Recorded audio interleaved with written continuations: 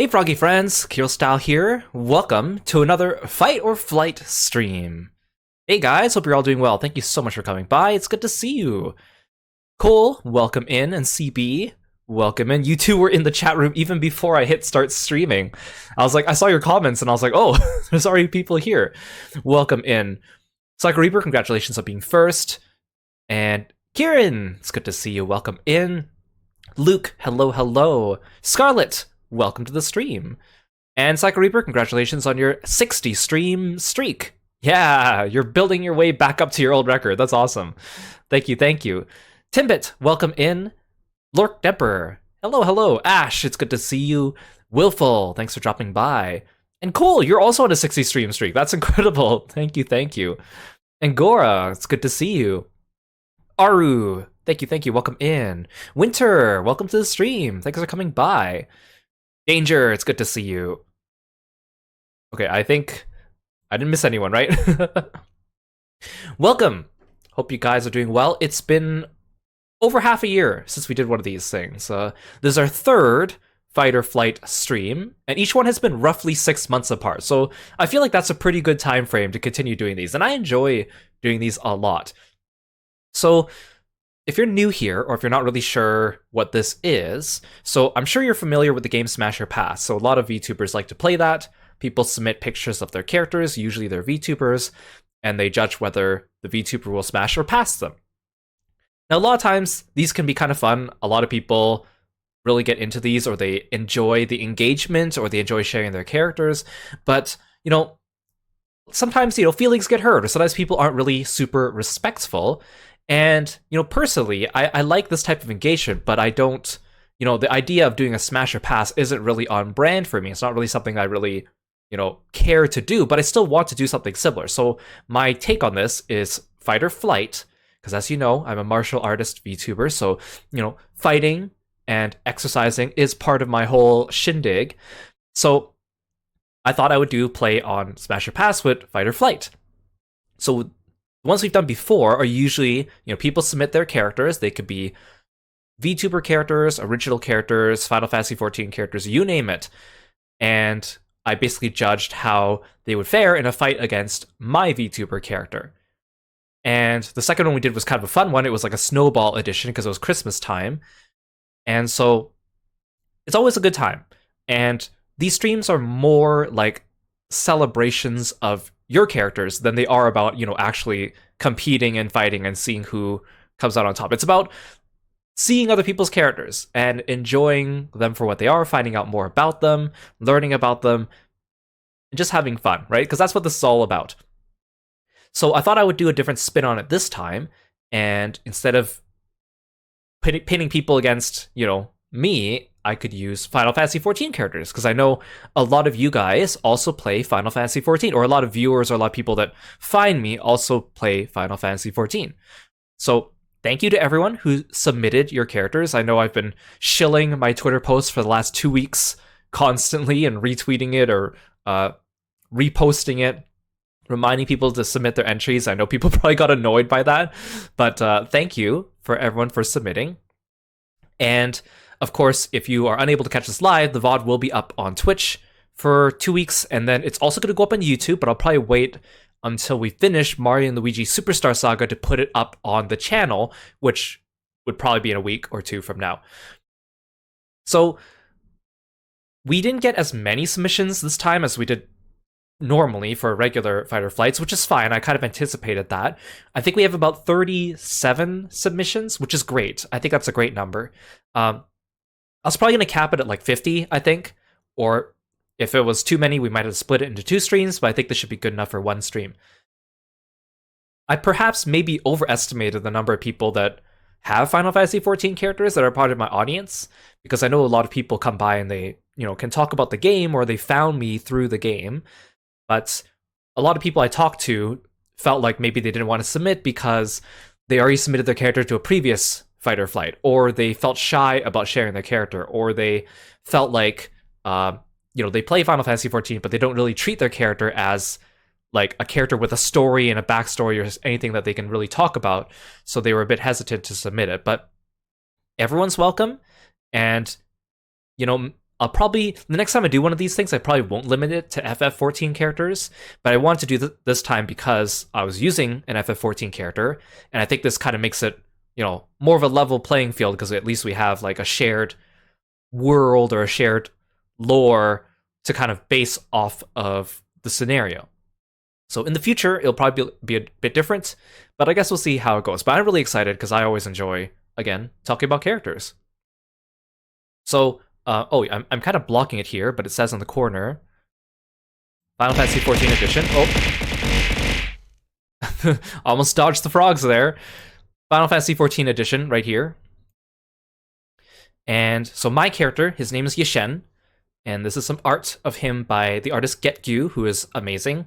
And I'll talk a little bit about my character at the beginning, so you guys can kind of get some backstory about my character, and then we'll go into your characters too. And we'll also lay down some ground rules, which is what we usually do, just so that people understand what we're doing and that it's fair and that, we're doing it for fun and all that stuff. So this is a screenshot of my character from the game, Yishen Tia from Final Fantasy XIV. And recently, Final Fantasy XIV just came out with a new expansion, Dawn Trail, which was really fun. It just came out like last month. Awesome. It's kind of the start of a new story arc because Endwalker kind of concluded all the stories that had been taking place before then. So, and this is a screenshot from like the end of Dawn Trail. A lot of people post this screenshot because it's a nice shot of their character. But yeah, Yishen is a Mikote, so he's a, I guess, cat boy, and he is also a monk. That's his character job class. So he's a martial artist. And so this is what he looks like just regularly in the game. Hey, Ethereal Energy, welcome to the stream. Thanks for stopping by. Okay, so some people don't play Final Fantasy XIV here, or maybe they need a little bit of a backstory, so I thought I'd provide a little bit of backstory first.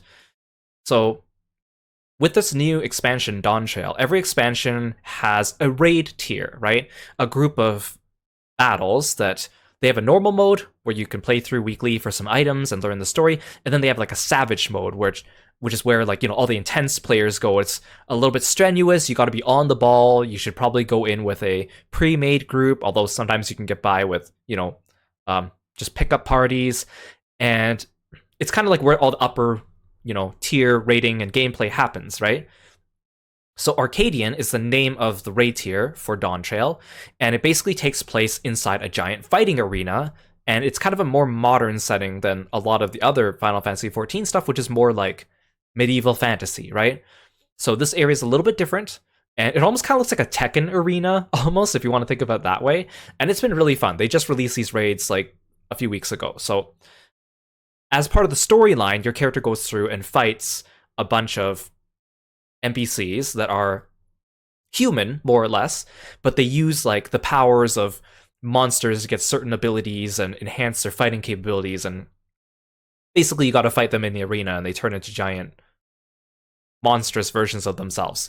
So a lot of people have been posting memes because in the game, when they introduce these characters, they get like a little title splash screen that shows their picture and a silhouette of the monster that they're channeling, and like a new challenger appears kind of screen. So people have been making those screens of their characters in the game for fun because it's awesome. And I thought that maybe this was the most opportune time to do a fighter flight based around Final Fantasy XIV, since we are in a fighting arena type of situation, right? So one of the questions people might ask is, what is a Warrior of Light, or what is a WOL? WOL. So the main character of Final Fantasy XIV, it's an MMORPG, so you play it massively online with other people, but the Warrior of Light is the main character, which is you. Whatever character you create in the game is the Warrior of Light, and the whole story kind of follows them and their adventures throughout the world, and they save the world multiple times.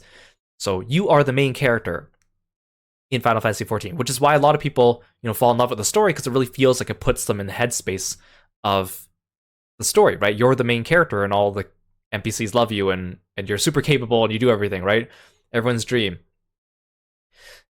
And so because of that, right, a lot of times people have different types of ideas for their characters that they make in this game because there is a story in the game and the story is already laid out for you and your character stars in it, but obviously it's not a type of story that can happen concurrently with everyone else also being the main character, right? So the game kind of handles it a little bit differently.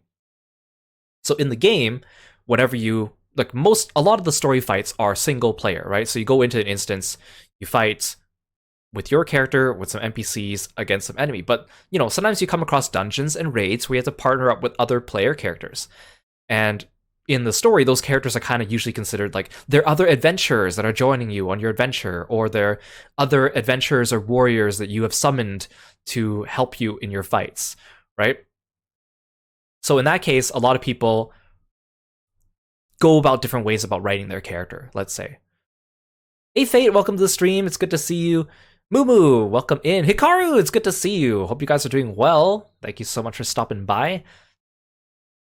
Another word I'm going to use a lot is ether. Ether in Final Fantasy XIV. You can kind of consider it like magic, or like the magical power in the air that gets used for people to do all sorts of kinds of things, but I just thought I would mention that in case you're not really familiar with Final Fantasy XIV, because that is a word that we will be throwing around a lot. So how do people actually write their Final Fantasy XIV characters? So some people write their characters as the Warrior of Light. So in their story, in their headcanon, their character is literally the savior of the world, and the entire story of the main game, like, that is their canon, right? Which obviously is fine, and it works for them. Some people take their characters and kind of write them as if they are characters that just exist in the world somehow, whether they are other adventurers that might help said Warrior of Light, or they're just regular people going about their days, etc., or completely original stories that might, take a completely different direction from the rest of the game, or add in their own elements of fantasy as they see fit. Like, the world in Final Fantasy XIV is very malleable. There's a lot of lore that is pre-established, but there's a lot of room for people to kind of create their own stuff or make exceptions to the rules, because the game is always pulling out exceptions to their own rules for the sake of the story. So, personally, I kind of write my character like as if he's just an adventurer in the world of Final Fantasy XIV. And the reason why I do that is because if you write with other people, or if you, role play with other people, if you're both the Warrior of Light, you can't both be the Warrior of Light at face value unless you make some adjustments, right? Because in the story, your one character saves the world here, but you can't have two people doing the same things separately with the same people. It just, there's like conflicts there, right? So personally, I write my character like as if he's just a character in the world. I could definitely see him as the Warrior of Light. Like, when I play through the main story, my character is kind and strong and heroic, so it kind of fits with the story. Furthermore, my character's also, his personality, he's not really that bright, so he's not usually the person making the plans, which makes sense because in the story, your character is a silent protagonist. So most of the time, it's the NPCs that suggest the plans, and you just kind of go along with it, right? Even though you're the main character, you're not usually the driving force of the story. You're just kind of like the person who shows up to fix all the problems, or be the muscle, if you will. In any case, I just want to mention that, like, that's how I write my character, but some people write them differently. So depending on how people submit their characters, we might have to make some adjustments, because some people, again, submit their characters as if they are the Warrior of Light, savior of the world, and some people just submit them like as if they're characters that live in the world. So we'll make adjustments as we go, but I want to make that distinction because, there's multiple ways to do everything. But I don't want there to be, let's say, conflict in case two things don't, let's say, mesh together, for example. Something else I want to mention too is modding. So a lot of people play Final Fantasy XIV with additional things that they add to the game, especially on the PC edition. Now, whatever floats your boat. And, I used to be a console player, and I recently moved to PC for Dawn Trail, and it's been great. But I personally don't have plans to do any modding, but I don't have a problem with other people doing it. Now, there's different kinds of modding. Like, obviously, there's types of modding that might give people a slight advantage in the game, and that is frowned upon, right? Especially if you're doing competitive content, and that is definitely bannable stuff. But there's also modding that's just like cosmetic stuff, right? Like changing a character's body type, or giving them clothing that does not exist in the game, or changing the color of something that you normally wouldn't be able to change the color of, or creating cool poses in the game that your character normally does not have access to, or even just lighting and props or other things in the game that you normally don't have access to. So modding comes in a lot of different forms. It's kind of something that you're kind of supposed to keep hush-hush, especially if you're doing it on any official channels of Final Fantasy XIV. But especially the ones that don't affect gameplay are kind of like, a lot of people would turn a blind eye to. So again, for me personally, I don't care if other people use cosmetic mods, but I am also not a person that partakes in using cosmetic mods, and nor do I have any intention of doing so in the near future. But I know a lot of people, the second they heard that I was going to PC, they were like, oh, are you going to do this? Or are you going to do this? And the answer is no. But the reason why I want to mention this is because sometimes when we look at people's screenshots, there might be things in the screenshot that do not exist in the game normally, and so I just want to acknowledge that so there's no confusion. Hey Apollo, welcome to the stream. Thank you so much for coming by. It's good to see you. Okay, let's keep talking. Okay, so first of all, who is Yashentia? Who is my character? Since some of you know and some of you don't. So my character, I guess I'll give you a rundown of his backstory, and then we'll talk about his abilities and stuff. Yeah, so this art was drawn by Barrios, who is amazing, and I've commissioned them multiple times. And I really like this one because it's like a collage of different things that he's doing here that really kind of shows off his personality. So my character is a Mikote, that's his race, the Catboy race, and he is a Seeker of the Sun clan. So each race is divided into 2 clans, so his is like the kind of sun-themed one. Generally has like warmer color palettes. And his main job class is Monk, which is the job class that comes off of the class Pugilist. Old jobs in the game have a class that evolves into the job, but they kind of drop that with the later job classes. So Yashen is a Mikote. He was born in the desert in Thanalan, in a little remote village, and he was an orphan, so he didn't really get to know his parents growing up, and his village was also very isolated. They didn't really like outsiders. They didn't really like outside influences, and Yashen himself was a little bit of an outsider in his own village because he was very adventurous. He liked going outside of his village and playing and fighting things and going off on adventures. And, a lot of the people in the village told their kids, stay away from that guy. He's bad news, right? We don't like that. So he grew up in this remote village and he went on his own little adventures, but he was, for the most part, kind of alone. One day, there was this old man that they found by the roadside that was on his last legs, and no one in the village wanted to help him or do anything because, again, they don't really like outsiders. But Yashen took this old man in and nursed him back to health, and it turns out that the old man was a Fist of Ralger, who is basically a monk from Alamigo, which is another city-state that was kind of fallen due to being invaded by war. So he nursed the old man back to health. Old man was a monk, and he saw that Yashen had a lot of potential in fighting and being a monk. So he trained Yashen how to be a monk and how to fight. Hey Mondo, welcome to the stream. It's good to see you. Yes, this is my character. I'm explaining his backstory. So the old man raised Yashen, and they were kind of, misfits in the village, but he raised him, taught him how to fight, and then eventually the old man kind of passed away due to disease or old age.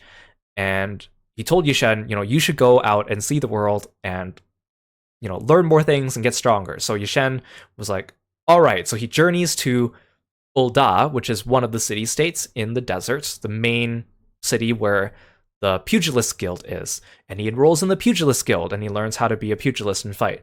So it's kind of interesting because I guess he starts off as a monk and then he goes and learns pugilist stuff, which in the game you do the opposite, right? You learn pugilist stuff first and then you become a monk. And he becomes really good at it. He rises through the ranks. He becomes like an instructor there at the Pugilist Guild. He participated in like the Colosseum matches at the Blood Sands or the Gladiators Guild. And then once he kind of learned everything he could there, then he decided to go out and adventure and visit other guilds and learn about how to fight in different ways and just journey across the world. And so that's kind of where his story begins at the beginning of Final Fantasy XIV. And I kind of left his story open from there. Like, I don't have any major milestones going forward because when you're writing with other people, sometimes you don't really know where you're going to go or what timeline they're using or at what point in the main story they're at. So I kind of left it open at that point.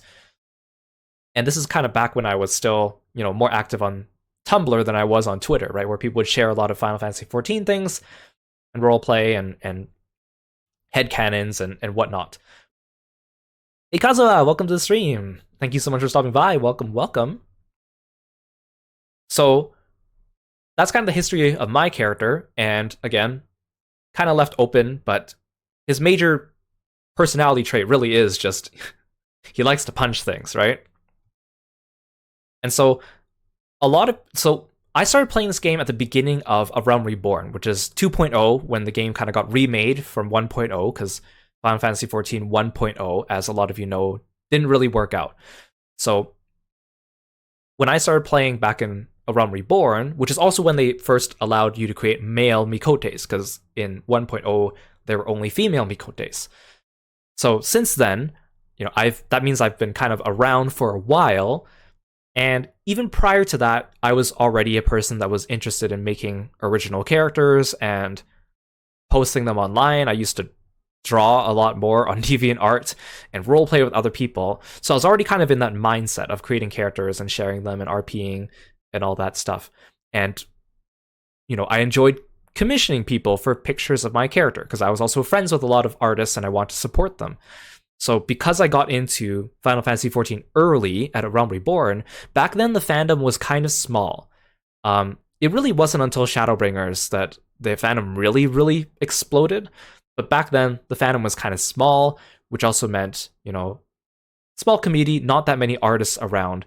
But like I was from DeviantArt, I enjoyed creating stuff for my character and commissioning people to draw my character. So I did seek out some artists. And, Final Fantasy XIV outfits are kind of complicated, right? They're not fun to draw, I will give you that. I have drawn Yushen a few times, and he is not... The details on his outfit are kind of a lot.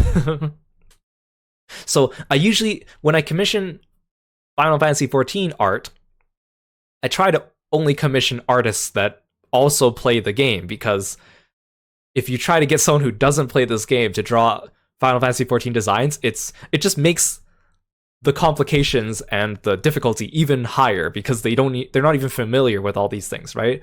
So I tried to find artists that actually played Final Fantasy XIV and drew it and commissioned them to draw Yushen. And so I think I would like to say I was kind of early to the game of commissioning pictures of your Final Fantasy XIV character. Also, Yushen also wears the default monk gear from Stormblood, which is, in my opinion, my favorite monk outfit in the game. And so, because there's a lot of pictures of him online that have been circulating for a while, it's really funny because a lot of people found me through Tumblr, through Yushen, or even through DeviantArt. Some people found pictures of him on DeviantArt and then found me and then found my Twitter from there. And one of the funniest things, or one of almost, I guess, the highest forms of praise I've ever gotten is people have told me that they used to think that before playing Final Fantasy XIV, they thought Yushen was like an NPC in the game, like maybe he was part of the monk storyline, because they'd seen so much art of him around, thinking it was just fan art, and because he wears the default monk gear, or one of the default monk gears. So people found him and thought that he was an NPC, and then found out that he was my character afterwards. So I just thought that was very flattering at times. But I really like this outfit, and I like the default colors that come with it, so I haven't dyed it. I also don't think it dyes that well either, because you can change the color. So part of me is like, I kind of feel that he's a little bit basic because his outfit is just the default outfit, uncolored, and it's like the full set. It's not like I even mix and match the gloves and the boots from other sets of armor. I just like the whole set so much. So I'm like, on one hand, I'm like, oh, I feel so basic, but on the other hand, I'm like, oh, but he kind of is a little bit iconic. And Monk is also, last I checked, it was one of the least popular classes that people play. And because this outfit is only wearable by Monk, that means not very many people go around with this outfit despite that. So it kind of makes me feel a little bit special, I guess. Hey Geb, welcome to the stream. Thank you so much for stopping by. Yeah, Yushen's gear isn't the base gear. The base gear is based on Yushen's gear. Like, even before I created Yushen, he's actually based on an old character of mine that I used to use on DeviantArt for like RPs and stuff like that too. And going into it, like, he inherited the personality of that character, he inherited the color scheme of that character, and like, even going into the game, I already knew I wanted him to wear like an open vest. But the problem is the game really didn't have any open vests that show off the chest or anything like that until this gear came out. So the second it came out, it was like perfect for me, right? So I've since stuck to it ever since. And every time there's a new expansion, the first thing I want to know is what the new Monk gear is going to look like, and is it going to outdo this gear? And yet, I have not yet found a piece that outdoes this one, which is good, because if I found a new outfit for him, I feel like I would be tempted to go back and recommission all those artists again to get new pictures of him with the new outfit. But because he's worn this outfit for so long, and because I'm such a stickler for same outfits on my characters, I don't like to change the outfits too often. It means that there's a lot of pictures of him floating around online with a similar appearance, right? If you want to check them out, they're on my website, www.kirostyle.net. The website might also only work with the HTTP in front, some people told me. But anyways, if you're just curious about seeing the full versions of these artworks, those are there. Although I've been bad about uploading, because there's definitely stuff that still needs to go up there that I have not put up. Okay, so his personality. I think his personality is probably my favorite part of him to write. And so he is super, super cheerful and overly enthusiastic. He is such like a ball of energy. He's impossibly optimistic. He has like a childlike innocence. I like to think of him as being like, he's like a golden retriever. Like, he just wants to play all day, but he has so much energy. Sometimes doesn't really know his own strength, right? And in the game, you don't, for male Mikotes at least, you can't really change the body size of the characters too much. I picture him as being a bit bigger, muscular than a regular Mikote. So this artwork is really great. This one's by Meisho, and it's probably one of my favorites. It's a picture of Yushen. He's wearing like a judo gear, a judogi, and this is kind of how I think his body type probably is. Maybe this might be a little bit bigger than I envisioned, but this is kind of where I imagine him to be. And so, yeah, his entire personality is like, he's an exercise nut. He loves to exercise. He's always moving. He never sits still, always fighting, working out, something to do with exercise. He cannot just sit still and not do anything. I kind of wanted him to be like a positive gym bro. Like, you know, if you go to the gym, you think of like, you know, the toxic people at the gym, but like, I want him to be like the type of person that always wants to encourage other people regardless of where their progress is. Like, it doesn't matter if you could only do like, you know, 2 bicep curls. He'll still cheer you on and act like you're like the most amazing person, but then he'll encourage you to do more and work harder so you can get up to 5 next time, right? So he'll push you, but he'll do it in like a positive way, which is like a type of personality I wanted him to give off.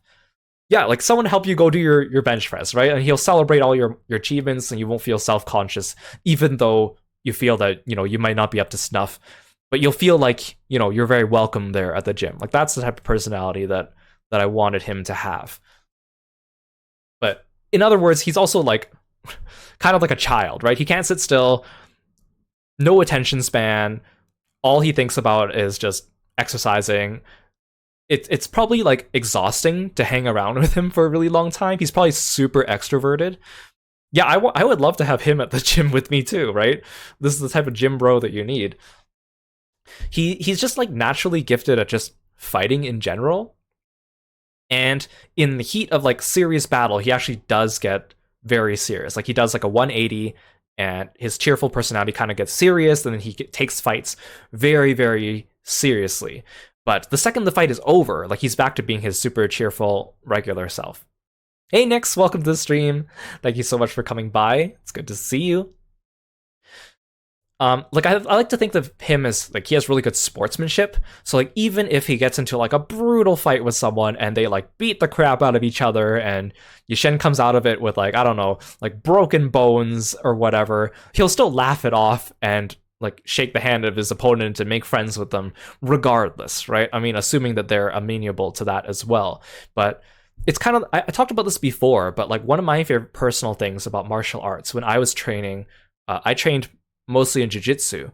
One of my favorite things was, you know, when you're in the dojo and you're doing things, like sensei will yell at you if you do something wrong, right? Or if you do something incorrectly or hurt someone by accident or, you know, not paying attention or not listening to rules. Sensei will yell at you for that. But his policy was always like, the second we step out of the dojo, you know, what happens in the dojo stays in the dojo. The second we step out, we're friends. We can go get a drink, we can go laugh, and don't take anything that happens in there personally, right? And I really love that mindset, and that's kind of the mindset I want to imbue in Yushen. So whatever happens in, you know, the fight doesn't affect whatever happens outside of the arena. The second you step outside, yeah, you're friends again. He'll treat you super nicely, and like no hard feelings, right? Regardless of the outcome. So I would like to think that he's probably like, you know, really has good sportsmanship. He probably just treats fights like a sport, right? Even if it's really grueling, right? Obviously in a fantasy world, things can get really intense. But like that's kind of energy I want him to have. He also has like a bottomless stomach. He will eat whatever. He'll eat you out of your house and home, probably to fuel his ever insistent need on all the energy. He probably just expends all the time. He probably just eats a lot. On the flip side, he's also very simple-minded. He is not the sharpest tool in the shed. He is not book smart. He cannot memorize things for crap. He will forget things really easily. He is not good at studying. He can't sit still.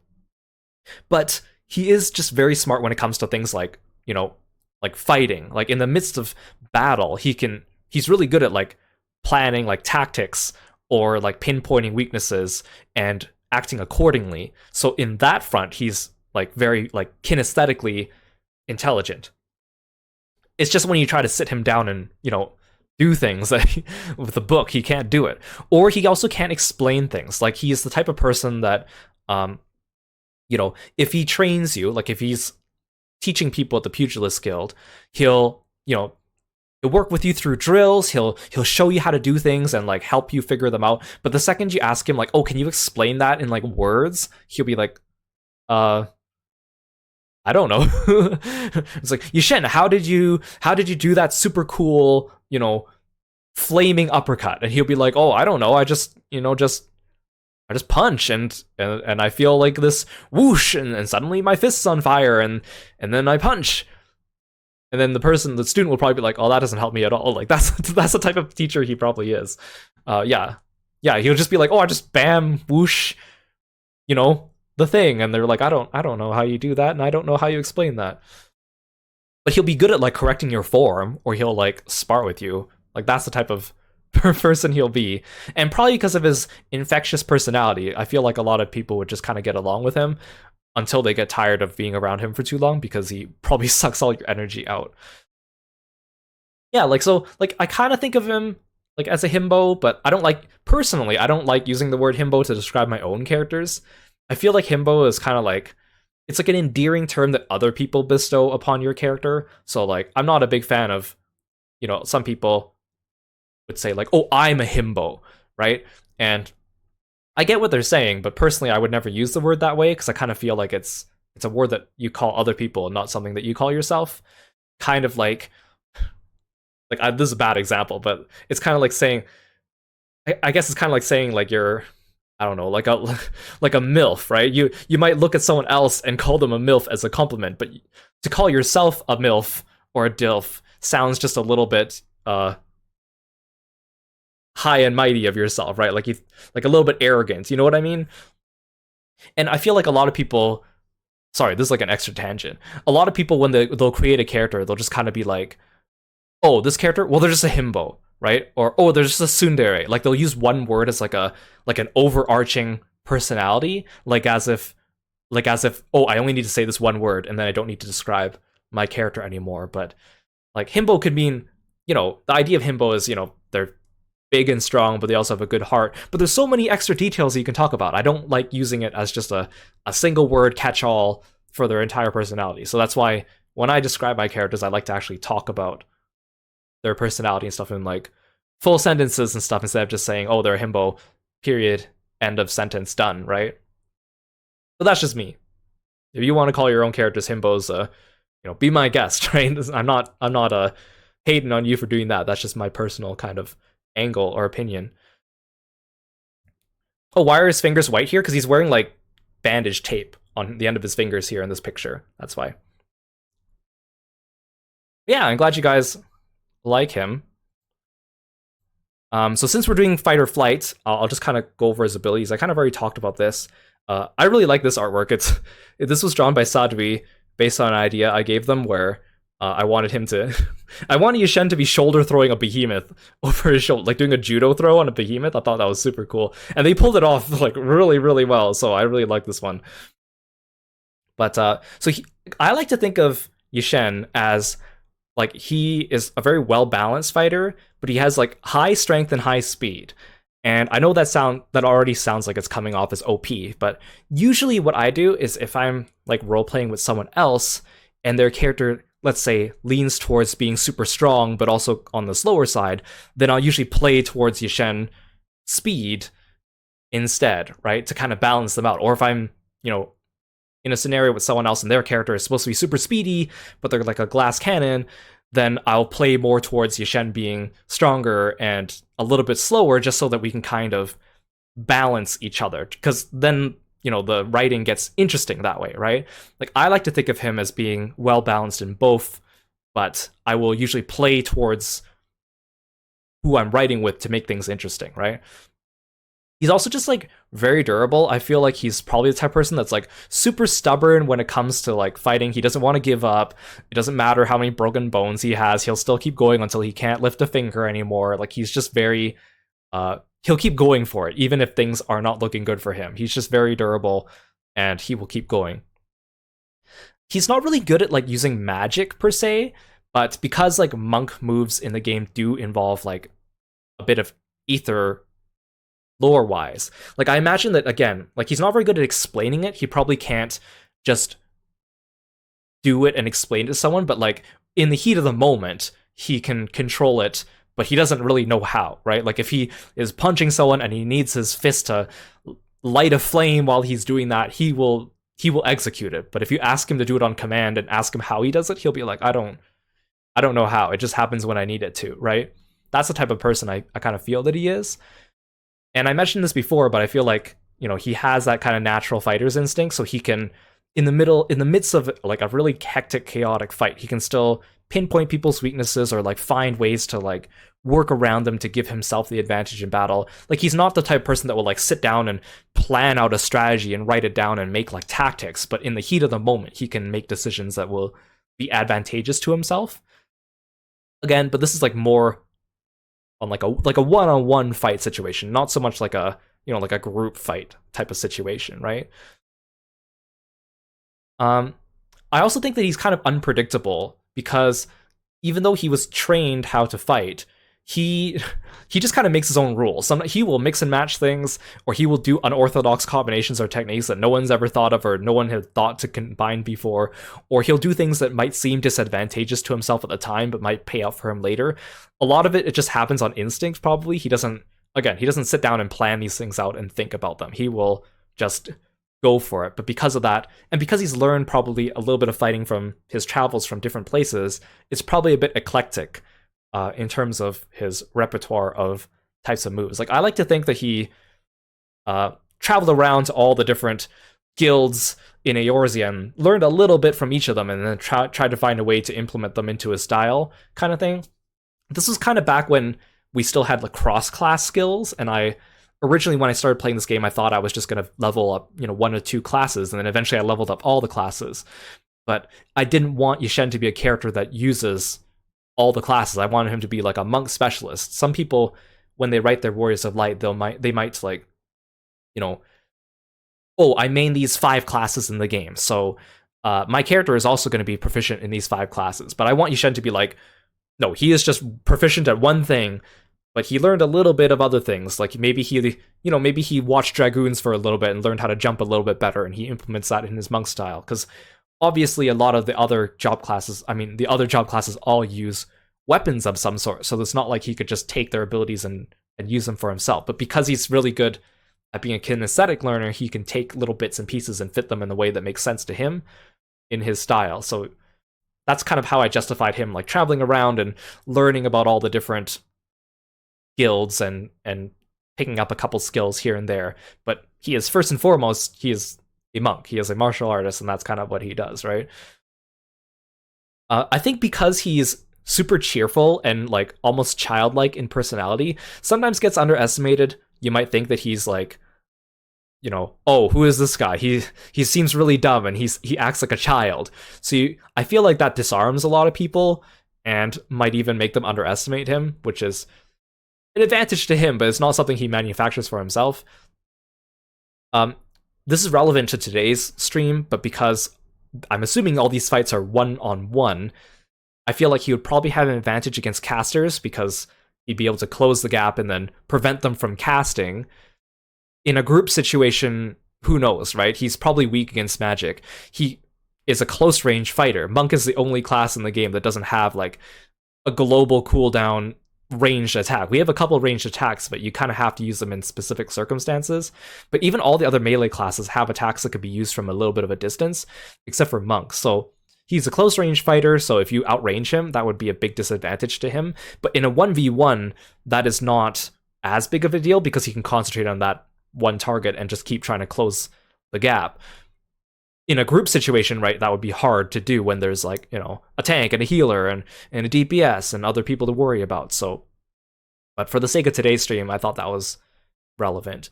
Again, because he doesn't understand magic that well, he's not good at magic, he doesn't understand it, it's hard for him to plan tactics involving that or against casters, so that would be a disadvantage to him.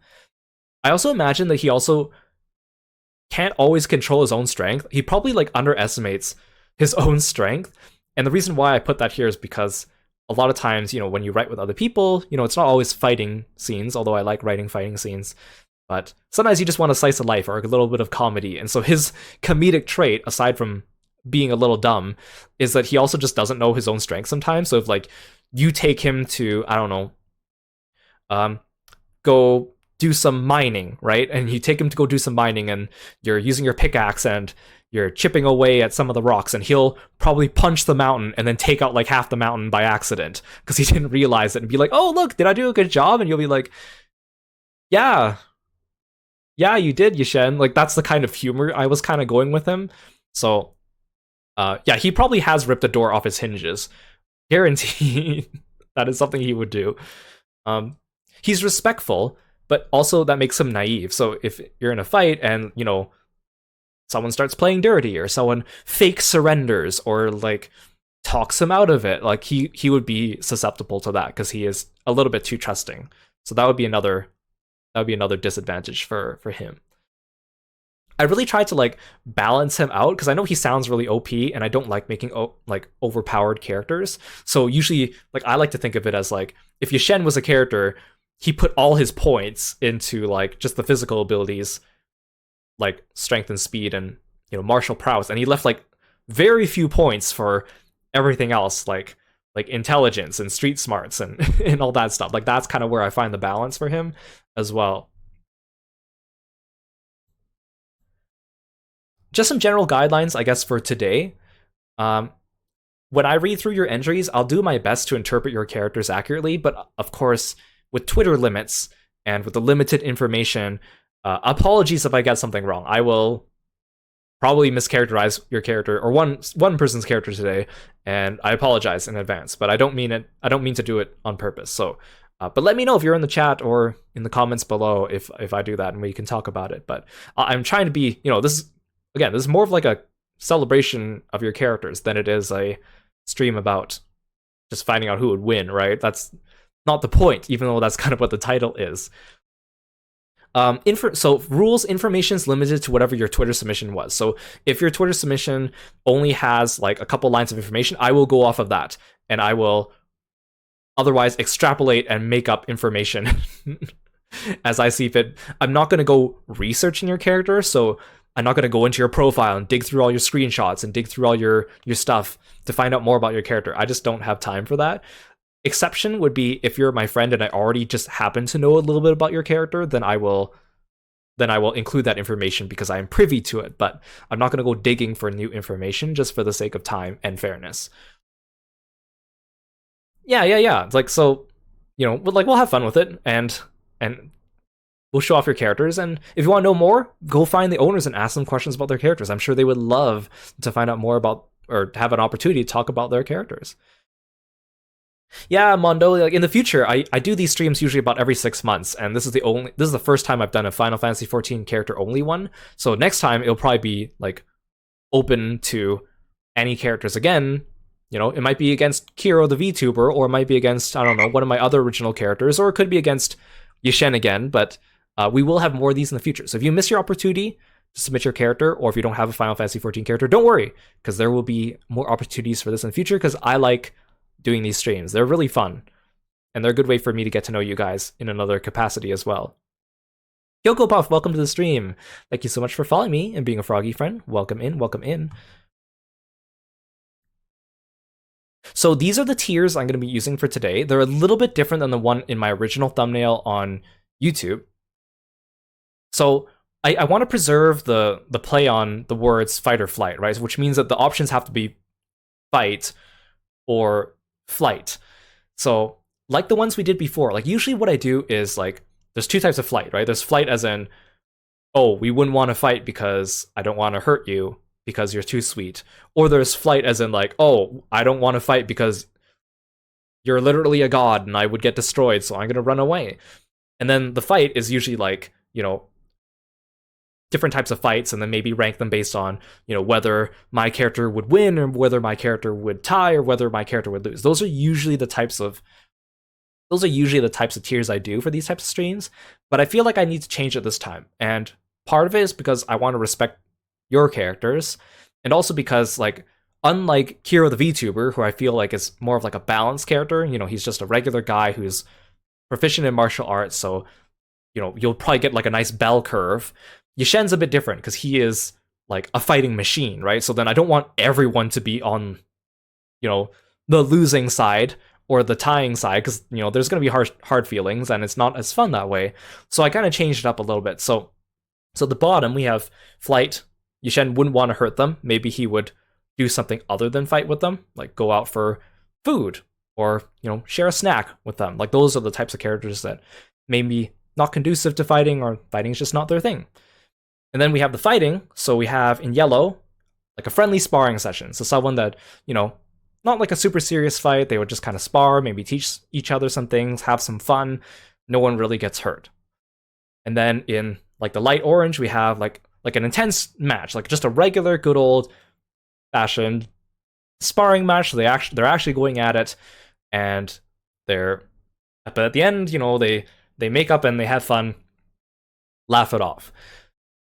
Then upper top, we have like the darker orange. We have like a brutal fight. Like they're really going at it. Someone's going to come out of this very injured.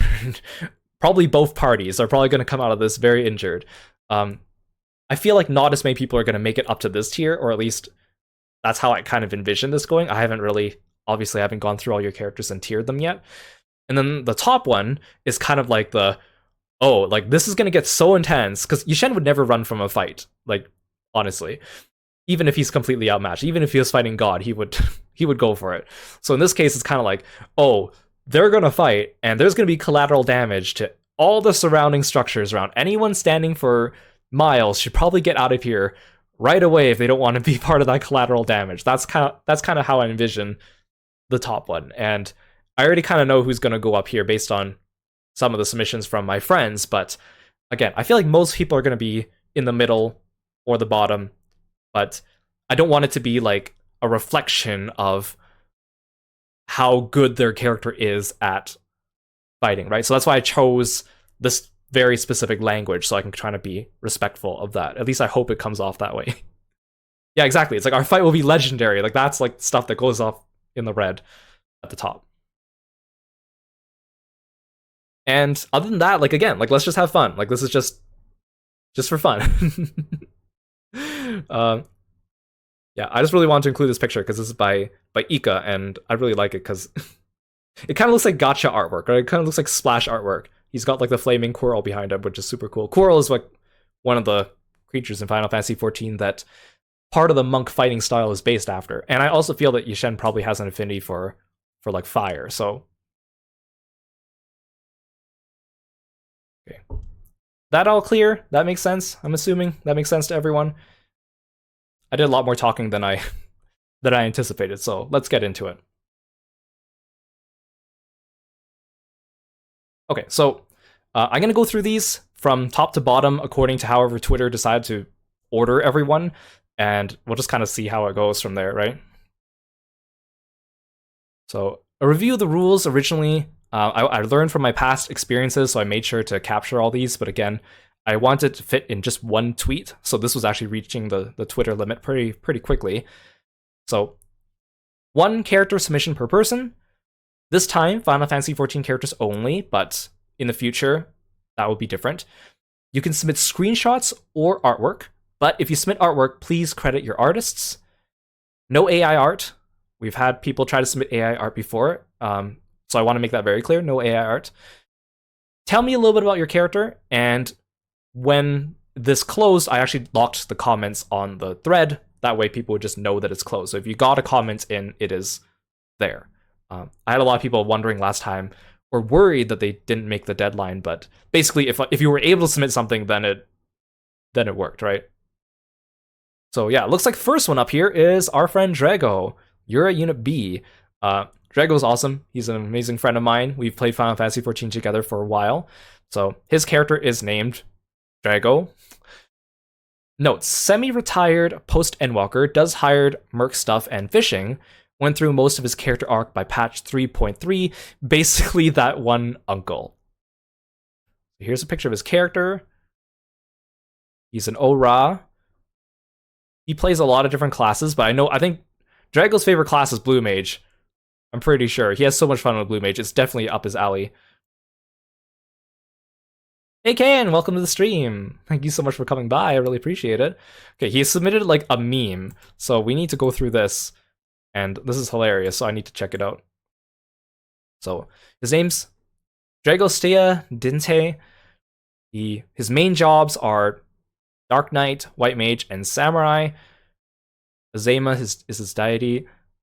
Looks like he's somewhere in the middle when it comes to how devout he is. He's over 7 feet tall, male, age 43, from Limsa Lominsa. Favorite city-state, Gridania. I love this triangle here. Looks like he has 2 little emojis here. He has the one here, he is between the tank and the DPS a little bit, but also he has an angry healer face that says, "But did you die?" Very, very apt. Very, very apt. He's more of a planner than someone who jumps into things. He is more of an introvert than an extrovert. He prefers savory food, asks questions first. He prefers to lay low than getting attention, and he will eat anything. Now, this one I thought was so funny. Greatest fear, and he just drew a little picture of my HP, and the HP's low, and then it says here, casting Dia or Broil 3 or Malefic 4. That is such a good joke. So, like, if you don't get it, it's basically the idea of, like, biggest fear is, like, you're dying, but then you see the healer in the party is not healing, they're just DPSing. A true healer through and through. Weaknesses, messing with his friends, strength, research, and planning. He can read, write, draw, craft, sing, and garden. He cannot cook or dance. He prefers night. He likes coffee over tea. He prefers melee over ranged. He's quiet, not too chatty. He's bright, and he prefers nature over the city. Now, I just have to say, Like when I first started playing RPGs, like JRPGs, um, like one of my first games was Tales of Symphonia. And in Tales of Symphonia, I mean, usually when I play RPGs, I play as the main character because usually they're fast and close range, and that's how I prefer my fighting style. But when I play Tales of Symphonia, it's you can also play it multiplayer with your friends, couch co-op. When I played with my friends, because I was the owner of the game and I knew how the game played, and they didn't, I would usually play as the healer, Rain, who is also one of my favorite characters. So I would play as Rain and heal everyone and keep them alive as they all struggled and learned the game. It was also helpful because the camera in that game is not that good. So by me being long range, it meant the camera had, because the camera only followed player one. So by me being long range and targeting the furthest enemy, I could stretch out the camera and make so everyone could actually see what the heck they were doing. So I actually liked healing, but it wasn't my main playstyle. But I liked healing because I felt like I was pretty good at it. And back then, a lot of RPGs had healers that were, usually the healer was like the kind girl that was nice to everyone. And I wanted to mix things up. So I started creating my first original characters. My first original character was a healer, but I wanted to make him male because back then male healers were much less common.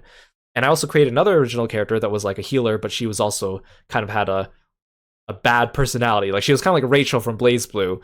Quick to demean you, but she was the healer, but she would make fun of you and scoff at you and all that stuff. And back then I thought that was super cool because that was not something you saw in RPGs generally, right? Nowadays that's different. RPGs have all sorts of different types of characters that do all sorts of different roles in the game. So, when I went into Final Fantasy XIV, I almost started as a white mage. I was thinking about starting as a healer, but I just really wanted to punch things. So I ended up going with Monk, and I actually like it because Monk has some healing, benefits, but they're not a healer, but they do have like mantra, and now they have like Riddle of Earth, or the new Riddle of Earth that lets you heal. So even at the beginning of the game, I tried using like Pugilist with some cross-class skills with Cure and Physic because I thought it was cool at times, right? Not in a 4-man setting, of course, just playing alone. But as I started healing in an MMO setting and got to know more friends who like healing, I learned that being a healer is just completely about being salty. The healers are the saltiest people in the game, and sometimes the meanest ones too, because basically, anytime someone makes a mistake, it's the healer that has to deal with it and has to pick up the slack. So they are a very salty group of people, and I very much understand why. When I heal, I get a little salty sometimes too. So now I know healers are not all sunshine and rainbows. All healers are the salty, angry types. Okay, so Drago's awesome. His character is like, again, like cool uncle. We always think of him as like he's the uncle of the group. All us are the young guys, running around, and he's the one that has to kind of keep everyone in check. So here's our tier list. I feel like for Drago, again, he's like the cool uncle guy. Yishen would love to just hang out with him. And in fact, Drago would probably just end up babysitting him.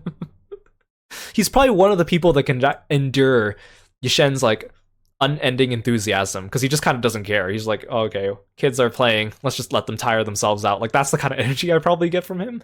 So he would probably just like grab Yishen, they would probably go fishing or something like that. Yishen would probably just like dive into the water and start wrestling fish straight out of the water, and then Drago would just be sitting on the side reading a book or something like that. Like that's how I envision this all going. Oh yeah, and there's no ranks within the tiers either. We're just gonna go in order as we see people. Thank you for submitting your character, Drago. That was really fun. I love characters like this. We need more characters like this. The chill kind of takes the back seat, but the supporting character role, fun uncle. I love it. Next, we have Reisna, our friend Reisna, an amazing streamer, and her character is her VTuber character is based after her Final Fantasy XIV character, although they are different. In case you didn't know.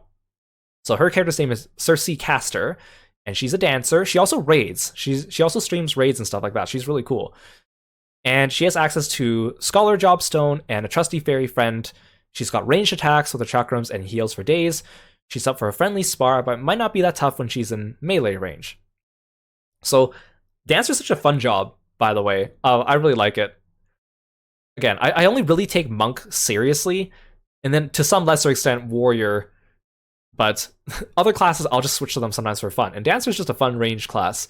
You press up the buttons that light up, you time your cooldowns and your bursts and stuff like that too. You get to dance partner other people. You get some cool like flips and stuff that you do, so it still looks a little bit like melee like, but not quite because you're throwing around these chakrams. I just think Dancer's super cool. Before Dancer came out, I had a hard time deciding if Yushen would even like pick up a range job because Machinist doesn't fit him. He's not smart enough for that. And Bard, I mean, he could definitely probably like shoot an arrow, but the whole like singing and dancing part, probably not, right? So when Dancer came out, it was kind of like, oh, this is perfect for a range class for me to play it with him. And she's also plays healer, and she's super cool. So here's a picture of Cersei. Oh, I love that outfit. You know, I love her colors here too. The way it kind of gradients from like a lighter purple to like a magenta, and how that color scheme kind of carries throughout not just her ribbon, but also like other parts of her outfit. I think it looks really good. And it goes with her eyes too. So I think here, again, I think Friendly Spar definitely sounds a little bit more up their alley because she's, you know, mostly a healer and a dancer. Being like ranged would give her an advantage, but because it's a one-on-one, Yushen would be able to, you know, get it right in her face and kind of disrupt some of that. But I think they would have a lot of fun. Maybe she could teach him how to do some dancing. That'd be kind of cool, actually. I don't imagine he'd be super good at dancing, but he could probably like do some cool flips and stuff like that. Maybe he'd be good at like breakdancing, but he probably doesn't have any like sense of artistry, I think, would be his biggest downfall. Definitely like a friendly little sparring, or even like just a friendly like learning session of how to dance or whatnot. And maybe he could teach her how to throw a couple stronger punches. I think, you know, that would be super fun. Yeah, like street dancer Yushen era. You know, that would be kind of cool, actually. That would be pretty fun. Thanks for submitting your character base. Now, super fun. Always good to see ya. Okay, here we have our friend Orion. This is his boy Orion. Orion's a tank. He's trained hard from a young age to protect those he cares about. He's a bit reckless, but has the tenacity to make up for it. He's not too good at strategy, but he's good at picking up opponents' weak spots and focusing on those to end fights quickly. Orion's super cool. He's an awesome tank. He's an awesome friend. Amazing artist. You gotta check him out. This is Onerio's character, by the way, if you don't know. He's super cool. And we've talked a little bit about how our characters would interact and stuff like that too, because it's come up, but not super in-depth. Again, him being like a tank, he'd be like super durable. He'd definitely be able to take like a whole bunch of attacks. He'd definitely be hard to take down, I kind of feel. I feel like because he is lugging around a gigantic axe, it would be a little bit harder for him to get a one-up on the speed department. I think Yushen would have to rely more on like speed when it comes to that too. And we kind of talked about it too because of all the different tanks in the game. I think Warrior fits Yushen the best, and I've actually, ever since Endwalker, I did switch to Warrior as my main tank. I was like a Paladin in A Realm Reborn, and then when Dark Knight came out in Heavensward, I was a Dark Knight up until Shadowbringers. But then when they released Warrior in Endwalker, and they had, well, not released, when they updated Warrior in Endwalker, and they got like a punching attack, and I was like, oh, I need Yushen to be more of a Warrior, but at the time, I didn't really like the way that Warrior played. There were a couple things about Warrior that made it a little bit different than the other tanks that I didn't really like, but then they changed all that. They changed everything about Warrior to make it more in line with the other tanks, and suddenly it was my favorite tank class, and now I play Warrior whenever I want to do a quick, roulette. Usually whenever I do expert roulette, I just go in as a tank. And so we kind of played with the idea of like, maybe Yushen picked up a little bit more of his tanking and how to play Warrior from Orion. Like, Orion isn't really good at like fist fighting, but Yushen might be able to teach him a thing or two about that, and then in return, he could learn a little bit about how to be a warrior from Orion. I thought that was kind of a cool idea. So I kind of feel like they would have like they would occasionally probably have like some intense sparring sessions just to practice with each other, or even just like, oh, here, I'll grab my axe and you grab your axe, and you could, we could spar and you could teach me more about how to play warrior, and then we could take our axes and put them away, and then we could, I could teach you a little bit how to throw a punch. I kind of feel like that's how their relationship would kind of go, right? Yeah, Warrior's super fun, and like ever since they changed it with the Endwalker changes, it is everything I needed. Like, one of the things I didn't like before for Warrior was that their AoE attack was a cleave instead of a circle AoE, and plus you needed a target for that to happen. So it was a little harder to just grab gigantic mobs of enemies and then just go with them. So the combination of it being a cleave and needing a target were two things that really put me off from it compared to the other tanks. But then they changed it so it no longer was like that too.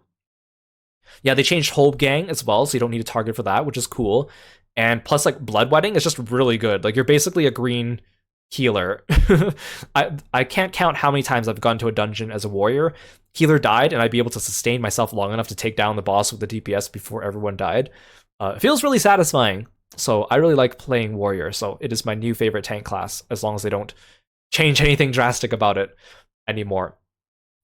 Before that, again, Dark Knight was fun, and Paladin was fun, but I felt like neither of them really jived with Yishen's personality and story, because, again, those classes involve a little bit more use of magic, while Warrior's just like, I get really angry, and I swing my axe around and create mountains. Like, that's basically the entire playstyle of a warrior, which is very unga bunga, like I can see Yishen being. Yeah, thank you so much for submitting your character. Please go check out Onario on his main account. He draws amazing art. Kieran! We have Atalia Kieran here with his character, who's also named Orion. Doesn't that get confusing? The other day, I was playing Final Fantasy XIV, and the two of them came and visited me when I was on my island. I was on my island sanctuary, and suddenly my mammoths were like, you have a visitor! Orion's here! You have another visitor! Orion's here! I'm like, wait a second. Oh! They came and raided my island together. What a coincidence, too. So this is Orion Everett. He was born to a family of red mages in Alamigo. Yeah, fellow Alamigan. Or Alamigan themed, I guess, would be more accurate for Yishen. Relocated to Limsa Lominsa during the Garlean invasion, he travels as the Eorzean idol, of course, fitting for our favorite idol VTuber, but moonlights as a hunter of treasures and monsters to earn enough coin to live. Class proficiencies: Red Mage, White Mage, Sage, Astrologian, and Viper. So very, like, healer heavy. I know Kieran enjoys healing, and he's good at it. Red Mage, also very fitting.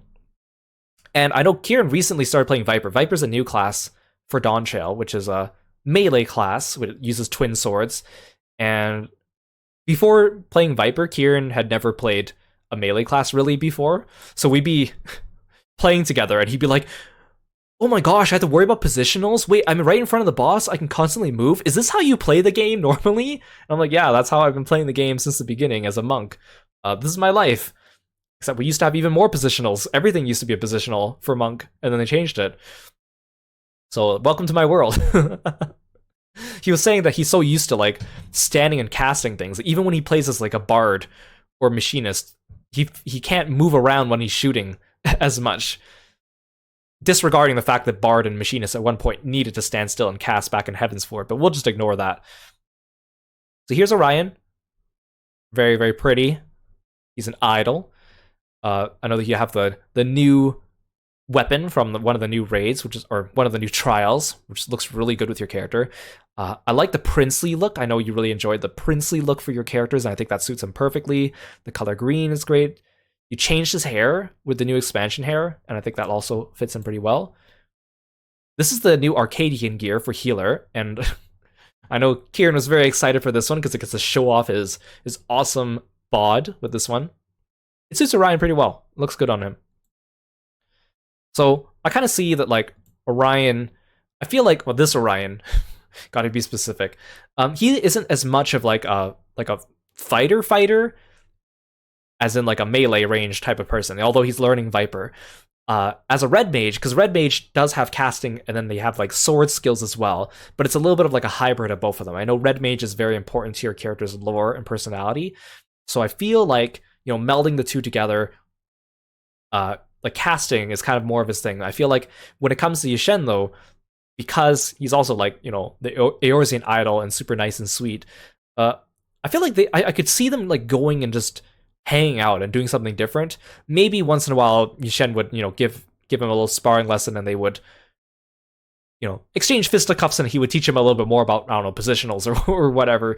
But I can't really see them just like constantly getting into fights with each other for fun. I feel like they'd be more amenable to just going out and having a good time. So I feel like, he's very sweet. He's a singer. I don't think Yishen would want to immediately go punch him in the face. I feel like they'd rather go do something else. So I'm going to put him in the green tier here. But I like Orion. Orion's awesome. Please go check out Kieran. He's great too. Thank you for submitting your character. Okay, now this is Zaius. He's also a friend of mine. And his character is a Keeper of the Moon, Mikote.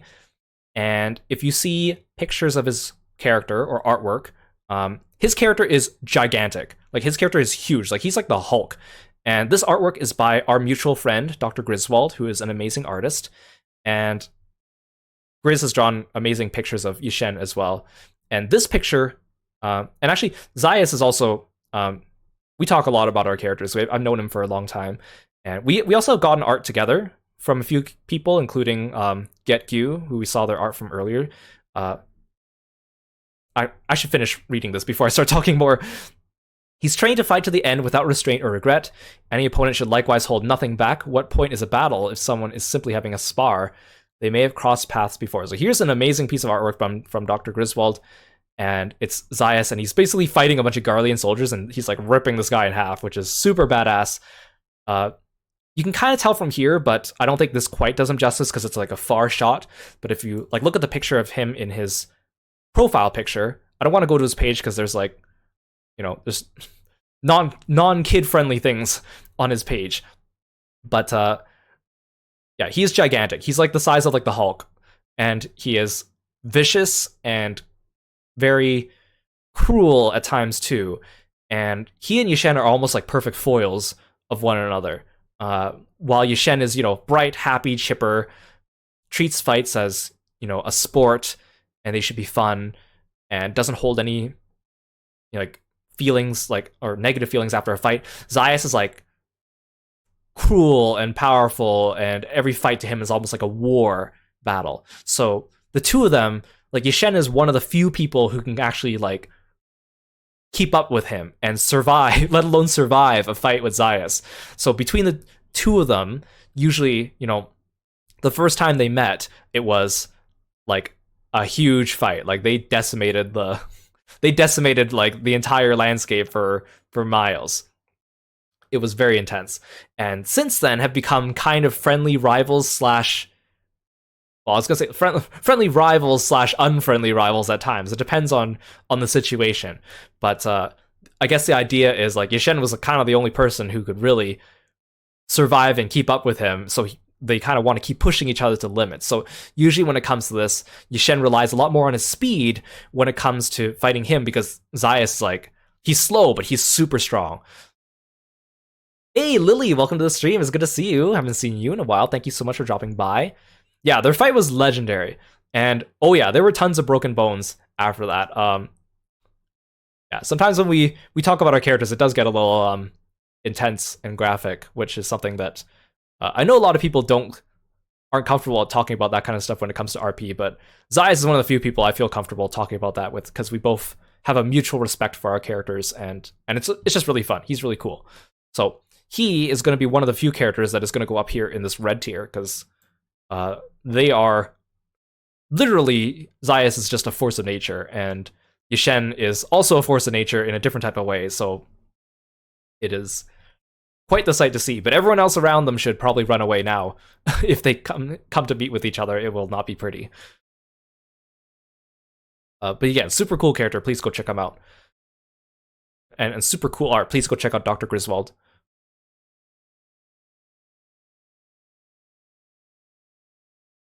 Here we have another one of my friends. We have Yule, the lucky floof. So he says, slides, lay here, and runs away, and he doesn't say anything else. So I guess it's up to me to describe this character for you. So Yule is one of my longtime friends. He has two major Final Fantasy XIV characters, a Yule and a Yun. They are brothers and look similar to each other, but not quite. And they're both also martial artists as well. And both of his characters are also friendly rivals with Yishen. They spar all the time, and they have kind of different dynamics between them and their personalities. And depending on the situation, at times, sometimes Yushen comes out on top, sometimes the Yule comes out on top, sometimes the Yun comes out on top, depending on the exact circumstances. But they're all very friendly rivals to each other and treat each other with respect. This is another character of his, because he has a lot of characters, a lot of alts to help fill in the story. This is Lei, who is basically a Yule's mentor character. Like, he is the one who taught a Yule how to fight. So because Yushen and a Yule are kind of on similar power levels, I guess you could say. So by virtue of that, Lei is stronger than them because he is like the teacher figure to a Yule. And kind of like Zayas, he is just a gigantic Mikoto. He is huge, he's super strong. And this artwork is by Get Gyu, the same person who drew the artwork from the beginning of the stream, this one. And I actually recommended Get Gyu to Yule for this artwork. I was like, quickly, they open commissions. I think Lei would look excellent in their style, so you got to get on that. And so we were able to grab a slot. Actually, I think I grabbed the slot for him because I was like, I'm going to grab the slot, and you let me know if you want it. So I think this one turned out great. He is a gigantic Mikote. Kind of like Zayas, he's just a force of nature. He is like basically just the power scaling in our little headcanons. By virtue, he's going to be up here. He is not to be messed with. And you start fighting with him, and it's gonna be like collateral damage all over the place. Assuming you actually like survive like the first hit, which Yushen would, but he would have a hard time. So we're gonna put him up here. I was saying earlier in the stream that because I was afraid at first that I wouldn't get enough submissions to this stream compared to my usual tier list streams because it was a bit more restrictive with Final Fantasy XIV characters. So a few days ago, as we were approaching the deadline, I was actually a little worried that we weren't going to have enough for a full stream. So I was like, kind of like sliding. Like I already retweeted the message like a million times, and I think my followers got annoyed by that. So I was like casually like sliding the post towards some of my friends, and I was like, hey, would you like me to yap about your character on stream? Because I would love to, and I like your character. Would you consider? But no pressure. But would you consider? So I slid the post to them. To a few of them, and especially with Zayas, because I was like, I don't feel like very many people are going to be up here in this upper tier, but I don't want it to be empty. So I was like, I can think of a couple of characters that would go up there if I tier it like this. So I kind of, wink, wink, submit your characters so I could, have a full rounded roster. So thank you to everyone who submitted your characters, especially after I begged you to. I really appreciate it. It gives me a lot of joy in talking about your characters. So thank you for submitting your character as well, Yule. Lei is super cool. You gotta share him a little bit more. You gotta show him off a little bit more to other people besides just me. Actually, that goes the same for all your characters. All your characters you need to show off to everyone because they're super cool, Yule. And thank you for being an awesome friend. Comfy Dreams, welcome to the stream. Thank you so much for the sub. Thank you so much for 20 months. That's incredible. I really, really appreciate it. Let's keep going. Oh gosh, this is gonna be so much fun. So spoiler alert. So Lork here, every time we have one of these tier list streams, he always writes the longest, most hilarious stories to set up for the stream. And they're always such a joy to read, that to the point where me and my friends sometimes we're like, oh, I'm really curious what Lork's gonna submit, because it's gonna be good. It's gonna be so fun, and it's gonna make us laugh so much. And so a few days before this close, Lork sends me a message, and he goes, hey, asking for a friend, but how long is too long? Asking for a friend. And I said, I love reading what you submit, so give me what you got. So he delivered. So we're gonna read through this. I have not read this yet, so this will be a surprise to me too. I intentionally did not open this yet because I want to be surprised. And we were joking that he should start off with several cutscenes will play in sequence, which is what Final Fantasy XIV tells you before they play a bunch of cutscenes for you that you won't be able to either skip or that are really a story important that will keep you in your seat for a while. So everyone knows when it says several cutscenes will play in sequence what that means. So Let's go. A friendly bout in the Arcadian, Part 1. Here's his character, Soren Ashford. And I like how it says, yeah, of course, Lork likes birds, right? So he pastes a picture of this bird minion. Totally legit. I paid 12 million gil for this. This minion is new, so it's very expensive. I believe you. I believe that you have that bird. That bird looks so lifelike with your character. Oh, Lily, thank you so much for the sub as well. I really appreciate it. Now that you're in Japan now, that also means that you can come back to Twitch and we can all watch you stream again. For those of you that don't know, Lily used to be in Korea, and Korea shut down Twitch, so she was unable to continue gracing us with her presence. So now we can potentially see more of Lily, which is super exciting. So, Friendly Bout in the Arcadian, Part 1. Okay, let's read this. 14 views! Other people have been reading this too! I'll just read it uninterrupted, and then we'll talk about it after, I guess. With one last faint peal of thunder, the crowd falls silent. A small violet flare arcs across Yishen's arm. Then a jolt of pain followed by numbness. A muted sizzling zap. The scent of burnt hair. The Hitsaru woman stands before him, breastplate cracked at the end of his fist. She's anchored to the Arcadian stage by a thick tangle of electrope, her back arched precariously over the chasm behind her. As her vivid indigo mane fades to a muted magenta, the electrope cords, one by one, snap and detach.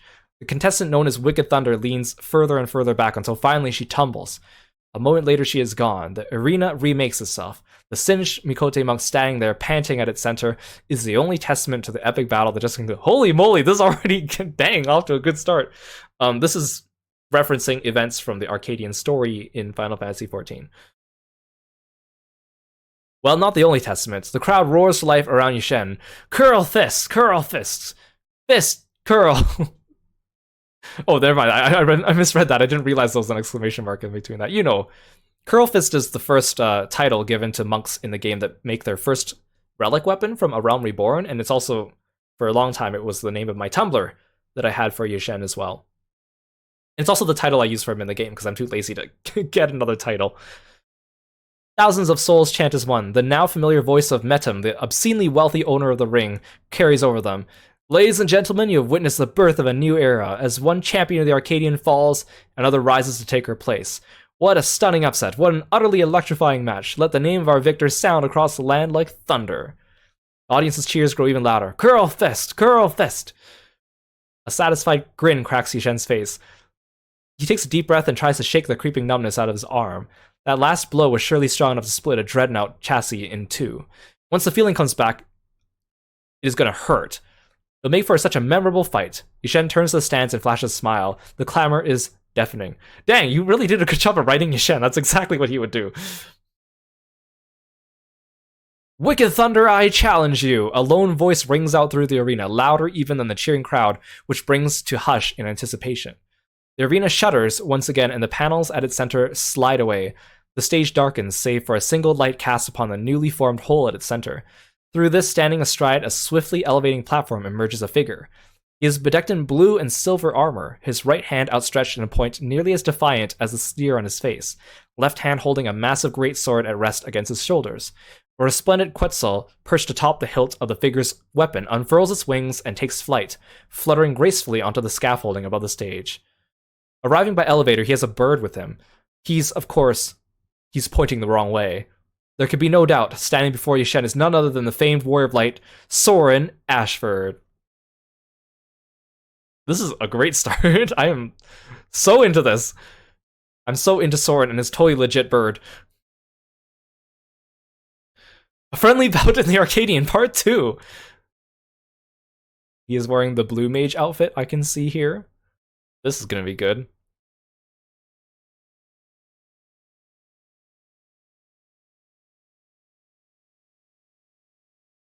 As his platform comes to rest, Soren pauses and looks around, visibly confused. Finally, seeing Yishen, Soren snaps his arm over to point at the monk.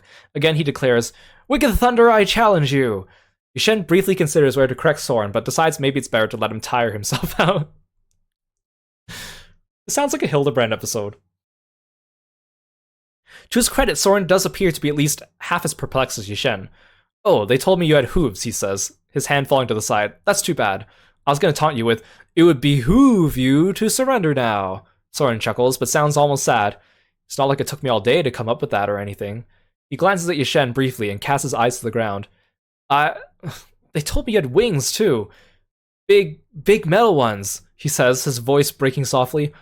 All of Heideland's mightiest foes are supposed to have wings. A few wet drops scatter at Soren's feet. Was it raining? No?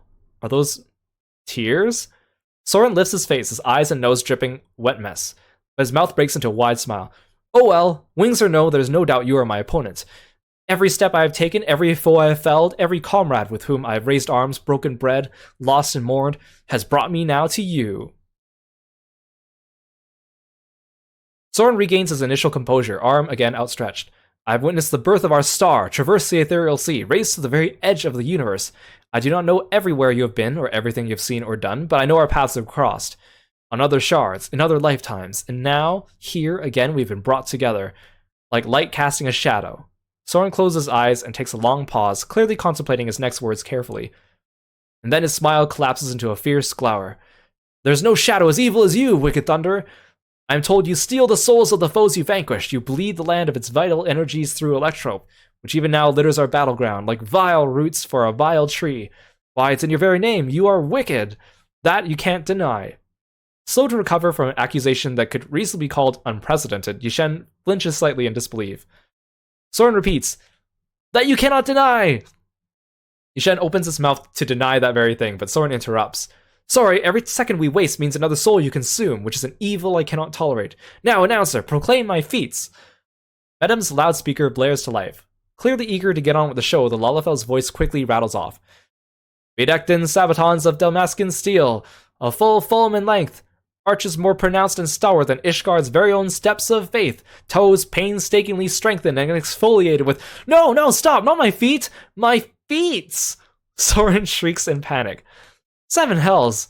Shaking his head in disbelief, he peers up at the Quetzal resting atop the scaffolding and shouts, Graha Tia 14, I thought I told you to take that part out of the script before giving it to the nice announcer. The reply comes as an annoyed, Ah! And moments later, a splatter of Quetzal guano on the ground besides the exasperated warrior. Soren's face turns beet red, and he mutters, I still know what possessed me to even write that part in the first place. Face buried in his hands, Soren calls to Medem, Please just skip the next few paragraphs. Actually, you better skip the next few pages. Just start reading where it says, Litany of Righteous Deeds. Turning once again on Yishen and pointing all the more pointedly, Soren cries, Make this villain know fear before he meets my blade. But before Medem can resume, a terrible metallic creaking sound grates Yishen's ears. The eyes of every person in the arena turn collectively skyward, quickly locating the obvious source of the noise. The scaffolding upon which Soren's bird, Graha Tia the 14th, was perched, still bedecked with thick cords of electrope, now leans at a disquieting angle. No! Shrieks Medem over the loudspeaker. Everyone clear out! Run for your lives! But in an orderly fashion! Oh, no! Think of the lawsuits! Stand back! Soren cries, to nobody in particular.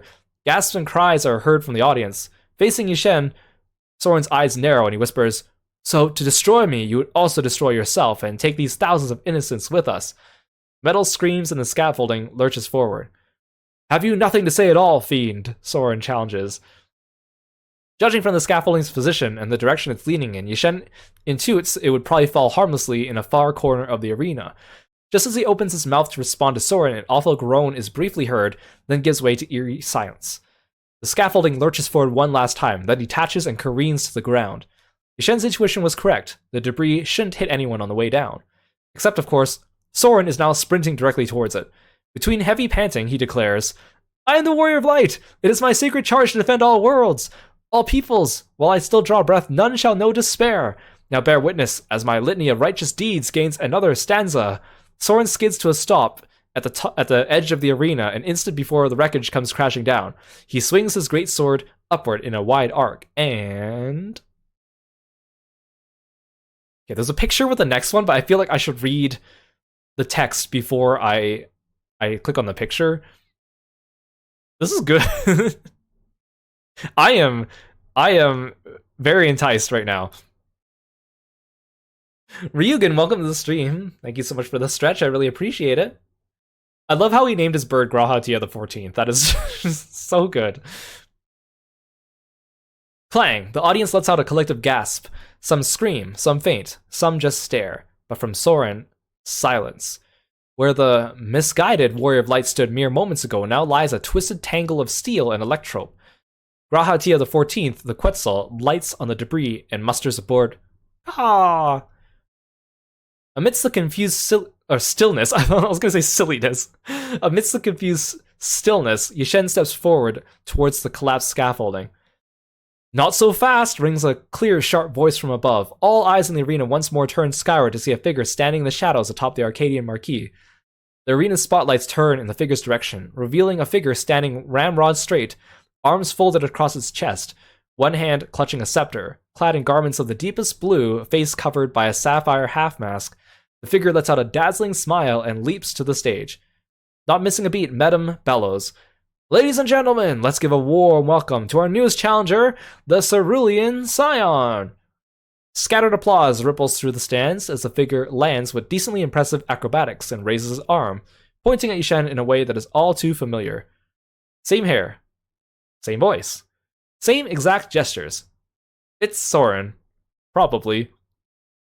Soren probably raises his arms triumphantly and twists his body to face the audience, proclaiming dramatically, "Ladies and gentlemen, I, the Cerulean Scion, stand before wicked thunder, the murderer of the Warrior of Light. Our hero's blood cries out for justice, and it is my greatest honor that you will now bear witness to me attaining it." Yishin barely pays the newcomer any mind, as he is frantically pulling away at the tangled wreck of fallen scaffolding that looked like it squashed Soren only moments before. Obviously miffed at being ignored, the masked figure protests, "What's this then? Are you so eager to tunnel your way away from me to escape justice, knave?" As Yishen continues to shift the collapsed debris, his hand grasps what appears to be one of the Warrior Light's so-called sabatons of Dalmascan steel. Yishen pulls it free, and it's empty. Grahatia the 14th, the Quetzal, emerges beside the empty boot, clasping Soren's greatsword tightly in its talons. It coos placidly at Yishen. "I said not so fast," quips Soren definitely, spinning his scepter over across his hand. The air above Yishen crackles. A 4 tons weight materializes seemingly out of thin air and plummets to the ground, landing directly atop the collapsed scaffolding. With a jarring crash, the floor panel beneath it crumbles and falls to the void beneath the arena. Narrowly escaping this latest escapade, the Quetzal quickly hops over, pulling Soren's abandoned weapon back towards the person who is most definitely just Soren in a mask. Soren in a mask reaches down and takes up Soren not in a mask's greatsword in his right hand, still clutching a scepter in his left.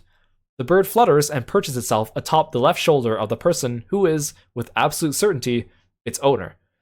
We best get started while we still have some Arcadian left. Soren, I mean the Cerulean Scion, ponders aloud.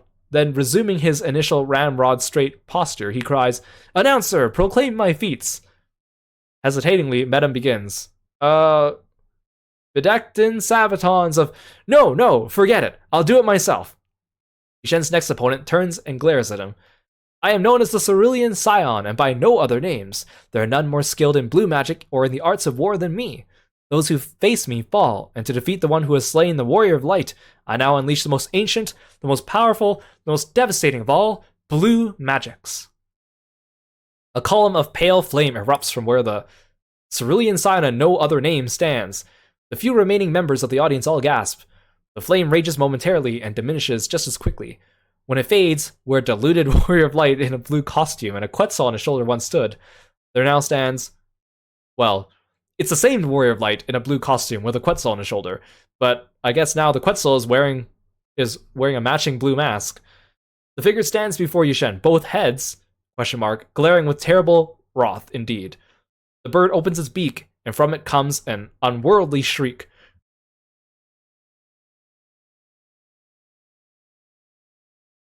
"The Warrior of Light is no more! The Cerulean Scion is no more! I am Azul Jaja, blue magic incarnate, made manifest to conquer the world, and you shall be the first to fall."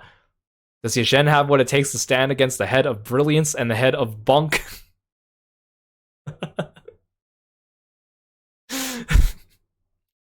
That was absolutely incredible. Someone needs to animate this as like a Hildebrand episode. My gosh. You put so much effort into this, and I love it. I was on the edge of my seat, reading that entire thing.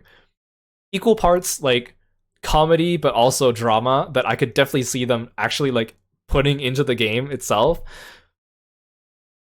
Lork, are you sure you didn't write like the Hildebrand episodes? Are you like a writer for the FFT? For those of you that may miss the joke too, in Dawn Trail, the newest expansion for Final Fantasy XIV, there's a race called the Mamulja, who we've seen before, and once in a while there's a rare Mamulja who gets born with two heads, and so their name has Jaja on the end, and then one head is proclaimed, usually it's more like on the physical side, the other one's more like gifted on the magical side. So here he, I guess, has become some kind of I don't know what to call it, hearkening to the blessed twins. I love this. I also love this picture of the bird with the mask on it. Very clearly spent 12 million gil on this. Very, very clearly indeed. Yeah, poor Soren. Yeah, maybe Azul Jaja will avenge him. What do I even make of this? This is so fun. I only put the picture of Soren in too because it was the first image I saw. I feel like in true like dramatic but also comedic fashion, Yishen would definitely still be up to the fight, but he'd be so confused, even for someone like him who doesn't usually think about things, would probably be so confused about what just happened. And I also kind of see it as like kind of goofy. It could be like one of those like, again, like a Hildebrand episode. So I feel like their battle will be legendary, but in a funny way. Azul Jaja will probably like take it super seriously with his magic, but his magic will probably be like a little bit eclectic and a little bit like unpredictable. But meanwhile, Yishen's just having fun. Like to him, this is just another fight, and it almost looks like he's just playing around and not super taking it seriously. Although he is like giving it his all, but I don't think, giving like the comedic nature of this, I feel like it's going to be one of those situations where it's not going to look like Yishen's going to be exerting himself, but it's going to look like Azul Jaja is trying his darn best to try to land a hit on this speedy fighter. So I kind of see it as like almost like a One Punch Man situation where he's like, you know, casting all these elaborate spells, are going off everywhere, and Yishen's just kind of like tiptoeing around them and just having a good time and trying to understand what's going on, and then he eventually gives him like the one punch and then he just goes flying out of the arena or something like that. I think that would be what I envision this to be. I feel like I'm gonna put this here as like, I don't know, I wouldn't call it a friendly sparring session, but it kind of has the energy of that. Although it's like one side is taking it like super seriously and the other side's kind of like just having a good time. I'm sure Yishen will go find him afterwards and they'll go have a nice snack together. If he can recognize him. I don't know. When his mask comes off, he might be hard to identify. What a treat to read. Thank you for taking the time to write that. That was so fun. And I love the way you portray Yishen in that, and the way that Soren comes off. It's always such a delight. Thank you, Lork. You're amazing. All right. You already know him. Art credits for the last two. So this is... Okay, I gotta explain this because there's no context to this. So this is one of my longtime friends, one of my FC mates I've been playing this game with for a long time, one of their alt characters, Aelred, who is super cool. And he is now a male Viera, because male Vieras were introduced in Endwalker. So this is him. I recognize this artwork. This artwork is drawn by Lily. Amazing. Super cool. And then we have artwork from... Oh, this one's super cute. Robo Dumpling. And this one. Oh, this one's super cute too. Look at all those different outfits. Saijo Makoto. Yeah, this is Lily, in case you... This is Lily. Can I say that, Lily? It's too late now. Lily's awesome. You gotta go check her out. Go check her, Lily, yeah, Lily, on Twitch, and she also does commissions too, so you gotta check her out. So if you want amazing artwork as well, please check her out. Aelred is one of her alt characters, And we've been playing FF14 for a very long time together. And although Lily hasn't played as much recently because she's very busy, we always have so much fun. And I love your characters and original characters and your stories behind them. So I was very happy to see you submit. So because we have no context behind this, I am going to tell you some fun stories about Yishen and Aelred. So basically, we kind of came to this conclusion that Aelred is like Yishen's biggest fan, but he doesn't realize it quite. And I gotta clarify, because that can mean a lot of things. So Aelred is on a quest to kind of become stronger and meet like the strongest fighter in the world. So he's heard all these rumors about someone who is incredibly strong. And like I kind of envision it like Ganda Goza level humors from like Grand Blue Fantasy. Things like, he punched a meteor out of the sky, or he moved a mountain with his bare hands, or he caused an earthquake by stubbing his toe. Like things that are ridiculous like that. So he's on his quest to find this warrior. All these legends tell about them, and although the stories sound ridiculous, there's like usually some kind of grain of truth to them, or some kind of silly like bit that's actually partially true. So he has come very close to locating this warrior a few times. Like he has like felt the tremors of the earthquake. He has been there when he saw the mountain move in its place, and he has been very close to finding this guy, but he's just never been able to quite find this legendary warrior. And eventually his quest leads him to Yishen and Yishen's free company. And so he joins this free company and he meets Yishen, and he's like, wow, this guy's super strong. I could learn a thing or two from this guy. And so he becomes friends with Yishen. But what he doesn't know is that Yishen is actually this legendary warrior that he's been seeking this whole time. Like, when he saw that mountain move, right, that was Yishen, like, probably, like, I don't know, mining for rocks or something like that. Like, doing something really innocuous. And so he's found this free company, he's found this strong warrior, he's gonna learn all he can from Yishen so he can go track down this legendary warrior who he doesn't know is actually Yishen himself. And every time something happens where Yishen like accidentally does something because he doesn't know his own strength, Aelred always is conveniently looking the other direction, or he like barely misses it.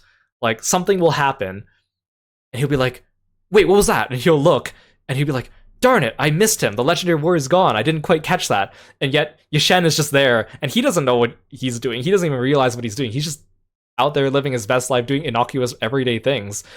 And so they kind of have this like comedic kind of thing going on where it's like neither of them really knows, but yet like like he's right there.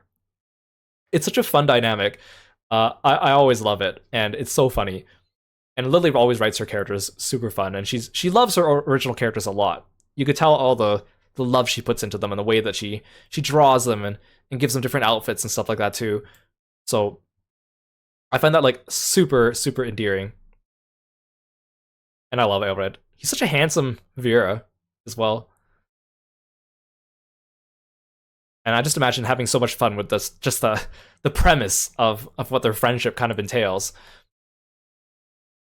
So I feel like because Aelred is like on a quest to become strong and like learn more, and he's probably like he's befriended Yishen, and he's probably always like asking Yishen to teach him things, or like spar with him or fight with him, or like teach me more so I can get stronger, so I can meet the legendary warrior or come closer to him. So I feel like they'll probably like have a lot of these kind of sparring matches here and there, but never something where they go like completely overboard, but something like, a friendly competition among friends and mutual respect. So I could see him like up here in this middle tier here, an intense fighting match with each other. Does that sound about right? I feel like I also have to explain this ham curing class thing, because I saw people mention it, but it's just based on there's like a funny meme going around on Twitter. It's like a picture of a kid, and he's like at like a table, he's got his hand in his head, he's sobbing, and he's holding this gigantic ham. And the caption says, "One time when I was 11, my grandma took me to a ham curing class."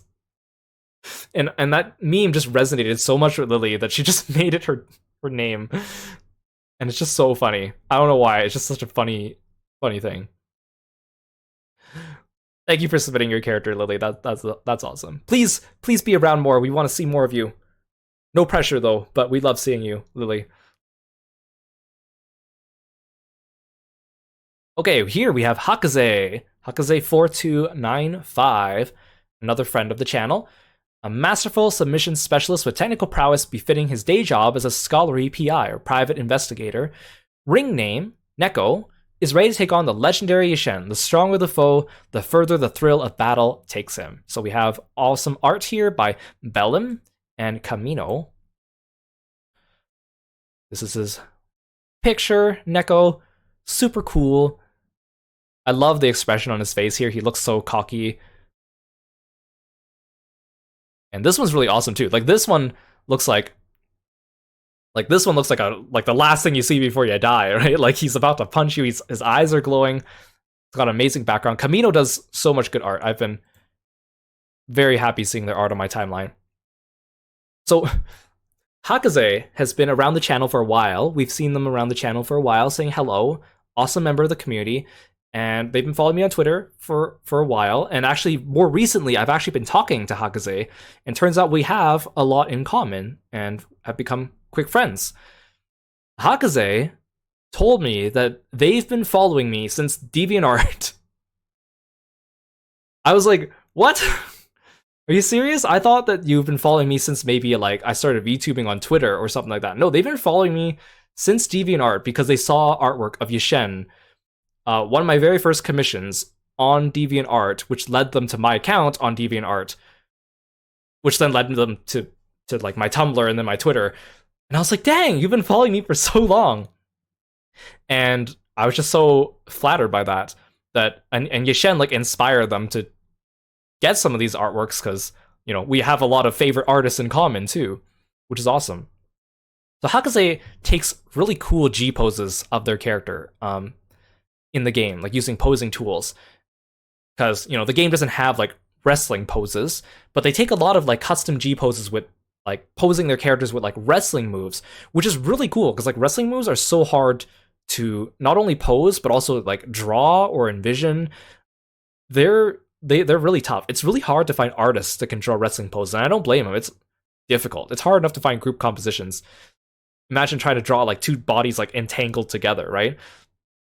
Let alone usually with, you know, a lot of muscle and stuff. So Hakaze is super good at G posing, and so their character is mains scholar in the game and raids, and he's also like a private investigator. But on the side, he's also like a wrestler, and this was kind of born out of Hakaze enjoys, you know, wrestling stuff, so started G-posing their character in wrestling poses, and that kind of sprung off into its own kind of side of the character, or like AU, I guess you might want to think of it as well, which is super cool. So Hakaze, their character Neko, which is a ring name, is very skilled at like grappling and submission. So I guess we kind of talked about this for fun, but we kind of see it as like Neko would be really good at grappling and stuff like that too, while Yishen is more of like a striking specialist. Like he's better at delivering punches and kicks and stuff like that too. Although they're both good at both of them. Like Neko's good at striking too, and Yishen can do his grappling, but it's not really their strong suit. So I feel like they balance each other really well, and plus being like a scholar and a PI, Neko is a lot more like calculating about these things. Like he plans ahead, he comes up with tactics, while Yishen is more like spontaneous. He doesn't really plan ahead, but that also makes him unpredictable in a way, right? So I think the two of them would kind of bounce off each other really well, and they're also very like they're both very stubborn in terms of like they refuse to give up. So I can see if they got into a fight, it would be, I think they would get carried away. I think someone's going to come out with some broken bones. If not both of them, probably both of them would come out with a lot of injuries. But they would still both have a great time, I think. And I think they would have like a friendly rivalry of sorts, but on a little bit more of an intense level, just because they're both such unyielding combatants. At least that's kind of the way I kind of see it here. So again, super cool. Go check out Hakaze's G poses. They're amazing. And check out Bellum and Camino too for that delicious art. Very, very cool. Thanks for submitting your character, Akaze. I really appreciate it. Aru. We have Aru Torakawa. Our friend Aru. He mains Monk and Ninja, but also plays Gunbreaker and Astrologian. This is a Warrior of Light version of his VTuber character. So Aru is a friend of channel. He's amazing. Go check him out. He's been playing Final Fantasy XIV on stream, going through the main story, and it's been fun watching him experience these things for the first time, which is super cool. Hailing from the land of Kugane, Aru sets out on new adventures. Though he is trained to be a ninja, he prefers to fight via martial arts. Hey Doppel, welcome to the stream. Thanks for stopping by. It's good to see you. We have some screenshots here. Aru's also always got these like cool, like Far Eastern outfits. Even for his VTuber, he has so many outfits for his VTuber, and they all look super cool. I love how he changes his outfit and stuff depending on the game that he's playing. Yeah, and the consistent color scheme. He's always like got this blue, which is very like iconic. Even though his outfit may not always be the same, the colors, you could bet, are always going to be of the same palette, which really gets like makes it iconic, right? So I think as like a ninja slash monk, he would definitely be having a great time sparring with Yishen, and Yishen would love to spar with him, especially given like ninjas have cool attacks, right? Ninja is such a cool class, but it's just not a class I've ever really... I mean, I played it a lot, well, not a lot, but quite a bit when it first came out, but over time I don't play it as much. It's still super cool. It's just the mudras. I just don't like doing the mudras, personally. I feel like every time I drop ninja for like a year at a time and come back to it, and then I forget how to play it and I have to relearn. But it is fun when you get to it. But they have super cool animations. And plus, like, also being a monk secondary is super cool as well. So I think that like the two of them would definitely have like a lot in common. We'll probably just go and have a good time and spar with each other. I think that'd be pretty much up their alley. I kind of see them here in the middle. Yeah, Melee is just really fun. I love playing Melee in the game.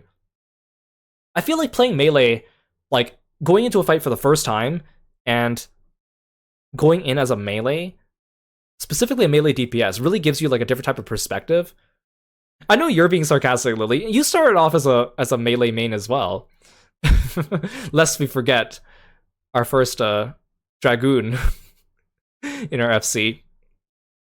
But personally, like I find, because as a Melee, you go in, because you have to be up close to the boss, you get a good look at a lot of what the boss is doing. You are constantly having to move, which kind of gives you like a better spatial awareness of the fight, I feel. And then being a DPS, unlike being a tank, means that, you know, you have to dodge things a little bit more, and also you dying does not upset the entire party as much as, like, if you're a healer, right, or you're a tank and you die, like the whole party is a little bit in trouble, right? Especially if it's a 4-man party, but even in an 8-man. As a DPS, you have a little bit less pressure. Not to say that the DPS is not important, but I like going in because it means that I get to learn the fight in a different kind of way that I can translate to my other classes, because then I have an easier time dodging and easier time figuring stuff out when I switch over to a ranged or a caster or a tank. Personally, I feel like if I go into a fight for the first time as a ranged person, I'm just going to be too busy standing far away, looking at my rotation, and not really like, or too busy casting to really pay attention to everything else going on. Which is why I really like Monk, because I've played Monk for so long, and the way the Monk rotation works so well is that I can do my rotation without even looking at my controller, because it's just second nature to me, and the way it works is pretty nice, as opposed to some other classes. For example, if I play a Dancer, I spend a lot of time looking at my hotbar, because I have to watch for the attacks that light up that have the random chance of, you know, activating after other ones. So I feel like I'm spending more time staring at my hotbar. Or if I'm healing, I spend a lot of time staring at the party list. But if I'm Melee, specifically Monk, which I know how to play really well, I could do it with my eyes closed. I could just pay attention to the fight and not have to worry about my rotation, because I could do it muscle memory, right? Which is why I originally did not like the Dawn Trail Monk changes at first, because they were done in a way that made it hard for me to have a consistent rotation, because I had to constantly be watching out, and then they changed it back into something that resembles more like the Endwalker rotation, which some people didn't like it, but I still prefer it because it just makes it easier for me to muscle memory everything. That's my little tangent. Thanks for submitting your character, Aru. Please go check out Aru. He's super cool, and he does stream Final Fantasy XIV as well. Trey! We have Trey Fortuna, class Paladin. I don't have a recent pick of him, but he's plucky and enjoys tanking, but is very Sprout-y and still learning his class. Dislikes shirts, so tanks with his body, somehow. Only halfway through A Realm Reborn, bless him. Oh, he's a Sprout. A Sprout is what we call like new characters or new players in this game, because they're still learning, and they get a little Sprout icon next to their name, and it's super cute. I hope you're enjoying Final Fantasy XIV, Trey. If you're just like starting it out and going through A Realm Reborn, it's super fun. And I know a lot of people say like, oh, if you get past A Realm Reborn, then it gets better. But like, there's a lot to like about A Realm Reborn as well too.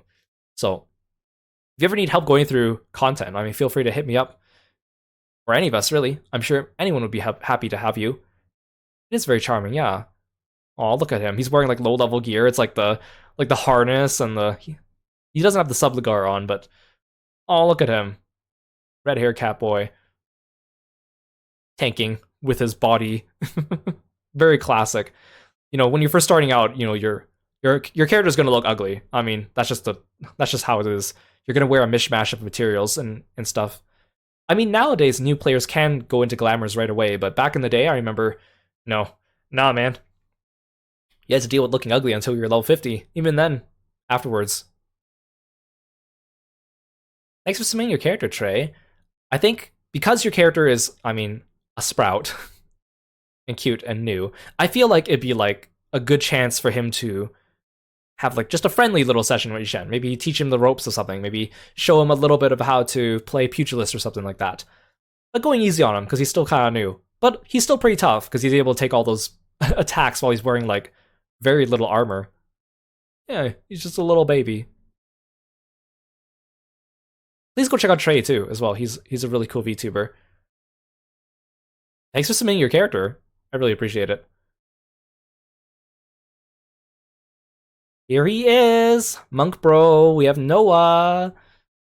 Noah is Yishen's eternal bond partner. This is Euro's character. He relies more on speed and focuses on soft kung fu styles like Bagua and Tai Chi. This is Euro's art. Look at that beautiful watercolor. Look at that. Look at that. So Noah is Yishen's eternal bond partner, and we've been friends for a long time. Our eternal bond is on my YouTube channel if you're curious and want to check it out. He used to be a male Mikote, but then changed to male Viera once male Viera was released for Endwalker. So he's got such a soft face. He's such a nice guy. He looks really cute. The backstory between him and Yishen is kind of like Yishen, as I mentioned before, was for a period of time he was a teacher at the Pugilist Guild, or an instructor at the Pugilist Guild. So at the time, Noah, who his family's like a bunch of archers from Gridania, came to Ul'dah and he wanted to learn how to be a pugilist and join the Pugilist Guild. So Yishen is basically like his senpai at the guild. And the two became friends really quickly, and soon enough, you know, Noah became stronger and stronger and was able to keep up with Yishen a little bit more. And he's also one of the few people that I think can keep up with Yishen just on not just on a physical level of like being able to fight, but also just able to tolerate his high energy type of personality all the time, which is, again, I feel probably rare. I feel most people would probably get tired of Yishen after a little bit of time because he's just so enthusiastic and extroverted. It like probably drains your energy. But Noah actually likes that, and so he sticks around, and basically, you know, he becomes stronger and not quite at Yishen's level, but still like just there. And the two of them are such good friends that they hang out all the time. And I also kind of see Yishen as like Yishen's a character that isn't really interested in romance. He is kind of clueless, but he like wants to be friends with everyone, and he's so like overly friendly to people even that he just met that it's easy to mistake some of that as like romance when he himself doesn't really think about things that way. Like, he's just never thought about it. He only cares about exercising and fighting. But the two of them hanging out around so much, I feel like people start to mistake the two of them and start to wonder, like, are they a couple, or are they just best friends, or like what's going on here? Like, I feel like they give that kind of energy where you're not really sure, but it could go either way. Like, it's a little bit ambiguous. So that's how I kind of see the two of them. Super cute. I feel like they'd be sparring all the time. It's probably one of their favorite pastimes together. I mean, Yishen only has like fighting on the mind anyways, but they never go like overboard with it, right? It's always, keep it intense, still friendly, no one comes out too injured. That's how I kind of see them. Yeah. Go check out Euro's art. It's amazing. If you want to see more stuff like this, super, super cool, especially like the watercolors. It's beautiful. Thanks for submitting your character. And I think you drew this specifically for this stream, didn't you? I really appreciate that. Thank you, thank you. We have Kimballs! Pieces of Penty. Makona specializes in the art of clemency, though she is incredibly versatile in all disciplines, including those of the hand and land. She's also a huge flirt, but if she's got to, she will fight. Art by Manamone and themselves. This is from Kimmy.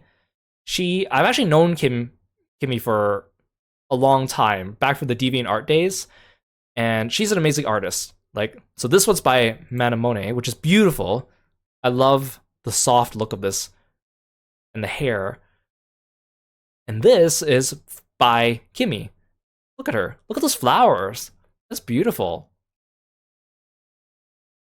And I'm so glad that we reconnected after all these years, because I remember getting the message one day on, I can't remember if it was Twitter or Twitch. I was like, hi, you're me? It's Kimmy. And I was like, oh my gosh, Kimmy. It's been so long. I'm so happy to see you again and reconnect. Look at her cute character. I love that. This emote is so funny. She's so pretty. So she's mostly a healer and also like a disciple of hand and a disciple of land. So like a crafter gatherer. Huge flirt. Unfortunately, Yishen will never notice that. He's too clueless. If she's got to, she will fight. I feel like, well, if she has to, she'll fight, but it's probably not like her main thing. I feel like with her, I think it would make more sense for Yishen to go do something else with her. They'd probably like go out and have a nice bite to eat or something like that, rather than try to go for a sparring match. I mean, Yishen will do a sparring match with anyone that asks. Even like an inanimate object, he would. If an inanimate object somehow asked him to spar, he would spar with it. But in this case, I feel like that wouldn't be the first go-to activity that they would do.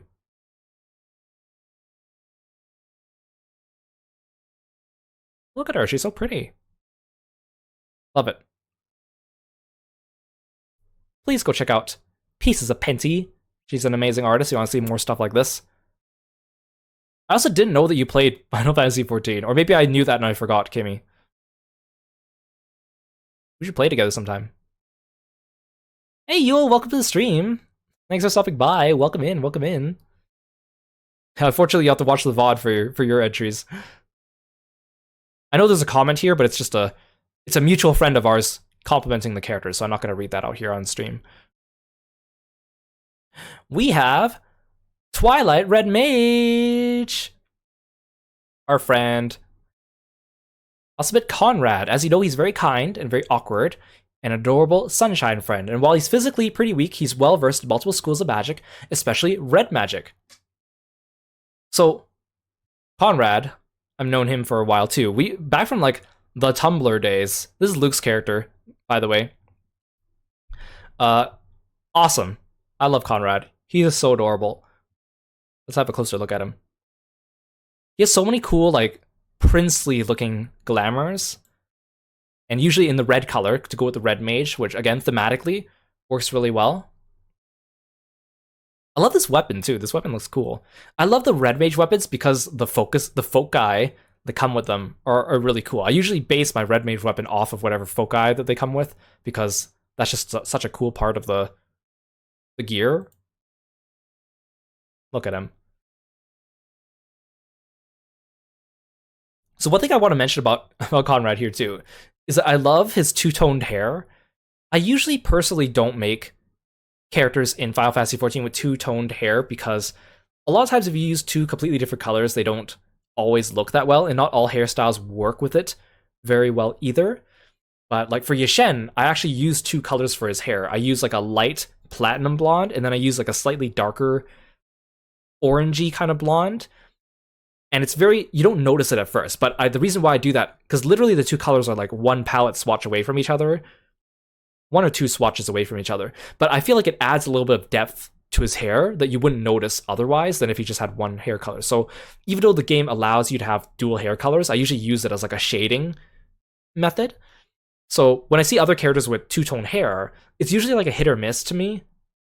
I mean, you could do whatever you want with your own character, but I love the way these two colors work for Conrad, the way it looks like it kind of like fades and gradients from like a dark color to a lighter color, and the hairstyle here works really well with that separation of the two colors. So I think it looks really good on him, and it's a really good combination too. Like here, when the lighting's like this, like you don't even really notice that it's like that one color ends and the other one begins. It looks like a gradient, which I think is really, really nice.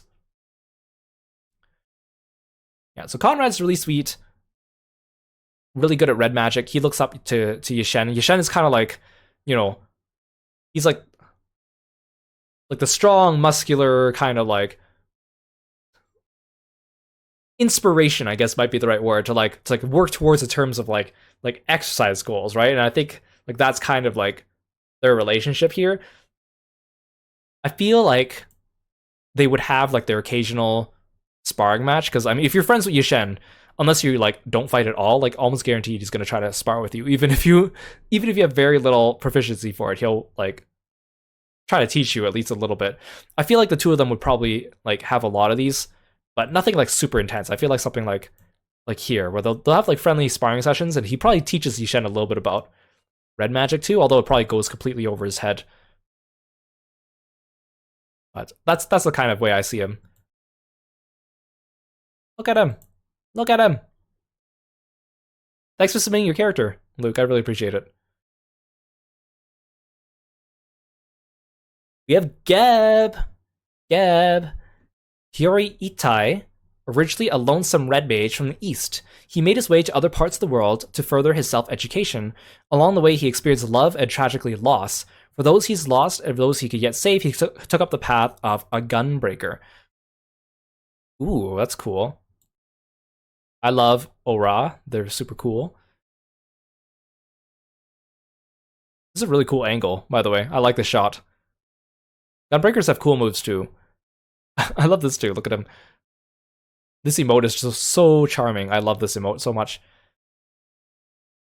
I like the combination of like the lighter colored scales on the Aura with the long pink hair, but also like the red tattoo or face marking across his face. It's very striking.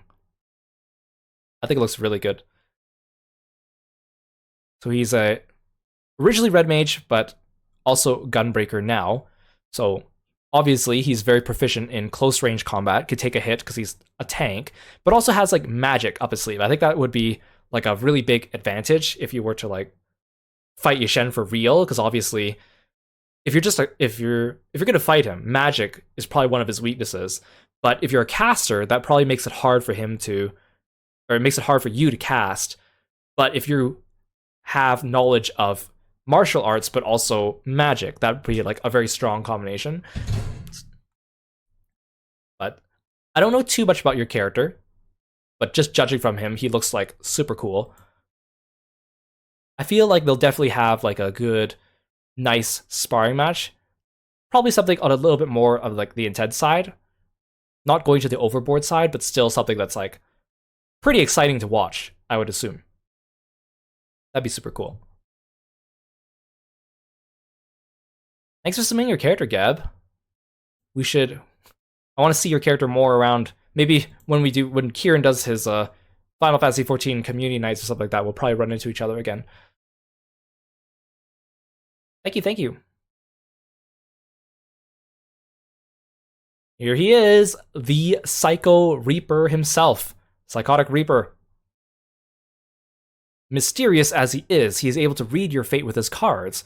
He has the power of a necromancer. I mean, a res mage. I mean, the power of a red mage. We have a lot of red mages today. Red mage is very popular. Red mage is fun to play though, so I don't blame.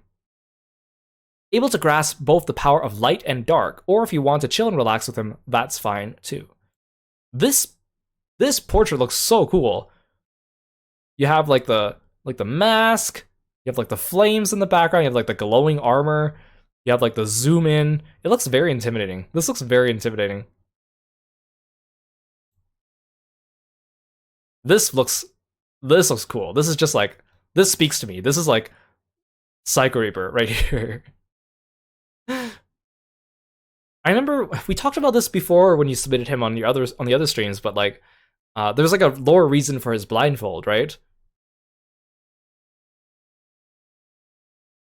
There he is in like a summer glam, hanging out. There's a giant otter fountain next to him, looking cool. Yeah, again, like I feel like a mage probably wouldn't have a good time trying to take on Yushen, but because he has like these necromancer powers and probably something that's a little bit like on the mysterious side, we don't really know the full capabilities of this psychotic reaper, so it'd probably be hard to kind of gauge that, I think. Oh, he sees through his blindfold using magic. Gotcha. Because this character is like kind of like an extension of your VTuber, right? So I feel like, I mean, but then again, he doesn't seem like the type that would go fisticuffs or like charge into trouble. Like he feels like he's more like the tactical planner, right? Carefully laid plans kind of guy. So I feel like if they were to, I mean, they probably wouldn't get into like just a straight up fight, I feel. But if given the opportunity, I think it could just be something like this, probably, you know, like a friendly, like, show me what your abilities are and I'll show you what my abilities are, because we are very different in terms of what we could do. And I'd be very interested in seeing what you can do. Like that kind of feeling, not something that's like, hey, let's really go at it, right? Like up here. At least that's how I would kind of envision it, which I think would be super fun. I think even though Yushen has no talent for magic and he's not really interested in learning it, but he's probably such an inquisitive guy that just seeing like, ooh, pretty colors, or like, ooh, what's that? Like he would be interested in learning. Whether he would retain any of that information, probably not, but he would enjoy it. Thank you for submitting your character, Psycho Reaper. He's super cool.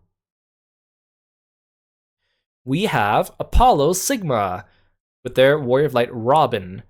He's a bit of a reckless fighter, preferring to get down and dirty in a fight, but has since taken up some skills in pictomancy. Awesome. Not the smartest fighter, but he can take hits and keep the pressure on even in the most dire of situations. Oh, look at this handsome man. Showing off those muscles with that midriff. The glasses, I think the glasses really add to the look. I think he looks great with the glasses. A lot of people have picked up Pictomancer with the new expansion. I don't blame him. Pictomancer is really fun. Also, it's like really, really powerful right now. But it's such a fun class. I don't usually like caster classes, but it is really fun. Ooh, he looks super good in the Dark Knight gear too. I like the Namazu in the background. That's so cute. I love this outfit for the tanks. I've seen people using this outfit for paladins and for Dark Knights. It looks super good. I love the medieval armor, but with something cool like a scarf. I think it's just such a good look. The blue accent, especially goes with his. I mean, his hair's not blue, but it goes with his hair because they're both like within the same side of the hues, right? Oh, and we have amazing art by our friend Onario. Please go check out Onario. He has been pumping out amazing commissions lately. He's drawn a lot of people's Warriors of Lights in the last batch, and they all look so good. Every time I see them on my timeline, and I'm like, I recognize that art. It's always fantastic. Oh, he does have a blue highlight in his hair. It's a little bit of like a steel blue. Oh, that's such a good look. Again, I like it when you could use the two-toned hair, but use it as like a little bit of a like a shader instead of using it as like a completely different color, I think looks good. Plus, I think blue streaks in hair with dark hair usually looks really, really fantastic. So he's a bit reckless, taking up some skills of Pictomancy, so knows how to cast, but also very tanky, because he's a tank, obviously. You could just tell that he's strong just by looking at him. He's got that strong Highlander body. I like the idea of him being a little reckless too, because Yishen's also quite reckless, so I think they would get along really, really well. Yeah, this armor has a little bit of like a Dark Souls-y kind of vibe to it. I love me a good armor with a scarf or a cape or a half cape or a shoulder cape or whatever it is. In any of those situations, it looks good. It looks good. I think they would have like a really fun time just going at each other, learning each other's abilities, fighting a little bit, having a fun time, not going too overboard. Maybe even like a little bit of, Pictomancy here and there. Obviously, with the tank and the greatsword, I think would be really, really fun. I think Yishen, because Yishen fights unarmed, right? So obviously he's at a disadvantage against people with weapons that give them some range, but he enjoys that as well. It's just something that it just comes with the trade, right? If you fight with your fists, obviously you're going to be outranged by someone with a weapon, but it's just something that he has to learn to live with, and plus he probably has a great time learning new ways around how to deal with that. So I think that would be super fun. I think they would get along really well. Thanks for submitting your character, Apollo or Sigma. He looks super cool. Yeah, and Dark Knight just thematically has so many cool skills. As someone who used to use Dark Knight as their tank main, super cool. And of course, everyone loves the Dark Knight storyline. The Dark Knight storyline is really fun. Really, really good. They just say what we're thinking. Thanks again, Sigma. I really appreciate it. Next we have Bryn, or Panda Punch. This Bryn, he's quite easygoing and free-spirited. When it comes to the people he cares about, he's very protective. Despite his gentle nature, if peace isn't an option, he prefers keeping his foes at bay. Oh, look at this guy. Look at that smile. Look at that flower in his hair. I'm such a sucker for this jacket too, with the fur lining. Oh, that's your character. You're Panda Punch. Oh, I like him. I like him. He looks cute. Oh, this is such a cool shot. Astrologian weapons are so cool. Like, I used to play Astrologian back in Heavensward when it first came out. It's changed a lot since then. I don't really play it as much, but it looks... Their weapons always look so cool, especially in action. Maybe not so much where you're just standing still with it, but when it's in action, it looks really cool. And I think the capturing the frame with the cards here, framing the entire picture here, it just looks, composition-wise, really, really nice. And then we have him as a bard. That's a really cool shot as well. Jumping in the midst of unleashing a cool arrow. You got some ornate weapon here. You got some nice, like, Final Fantasy, like Amino type designs here. I really like this outfit. It looks really good. Yeah, I wish that the Astrologian had, like, the cards, or at least the card holder changed a little bit with the weapons. It's kind of like how Machinist has, like, that little machine box on their hip, and that doesn't change. But it looks a little bit out of place depending on which gun you're using. Some guns work well with it, and some don't. It'd be nice if there was a way to customize some of those things. Ooh, this one looks really cool. I like this shot. This is a cool action shot. This is, like, ready to fight. With all the glowing particle effects too, the way it frames it. The Dutch angle, very nice. Rin looks so cool. I could see he very multi-talented in terms of his job classes, which is really awesome. I feel like his easygoing and, like, free-spirited personality would definitely go really well with Yishen. Probably to the point where if they met, the first thing they would probably do is go and hang out rather than jump straight into like a fighting type of situation. He seems really sweet. So I feel like that makes most sense. To put him, wait, where? Oh, here. I feel like he's really sweet. I feel like the first thing they would do is go and, like, have a snack at a cafe or something like that. Yashen would probably be really interested in learning about all these different fighting styles too, because obviously these are not things within his realm of expertise, like casting or using the bow and arrow. Looks really good. I love these G poses. Yeah, keep taking G poses. These are really nice. And plus, they're like, at least from what I could tell, these are pretty like vanilla in terms of not using any special like posing things or special mods or anything like that. I like me a good vanilla set of G poses. It really just shows you the game has so much versatility and you can do a lot with it, even without getting extra stuff outside of it. Of course, you could do awesome stuff with add-ons and stuff like that too, but the game itself does, people sometimes forget, the game itself does have a lot of cool stuff with it. Oh, you're a console player. Right. Yeah, console.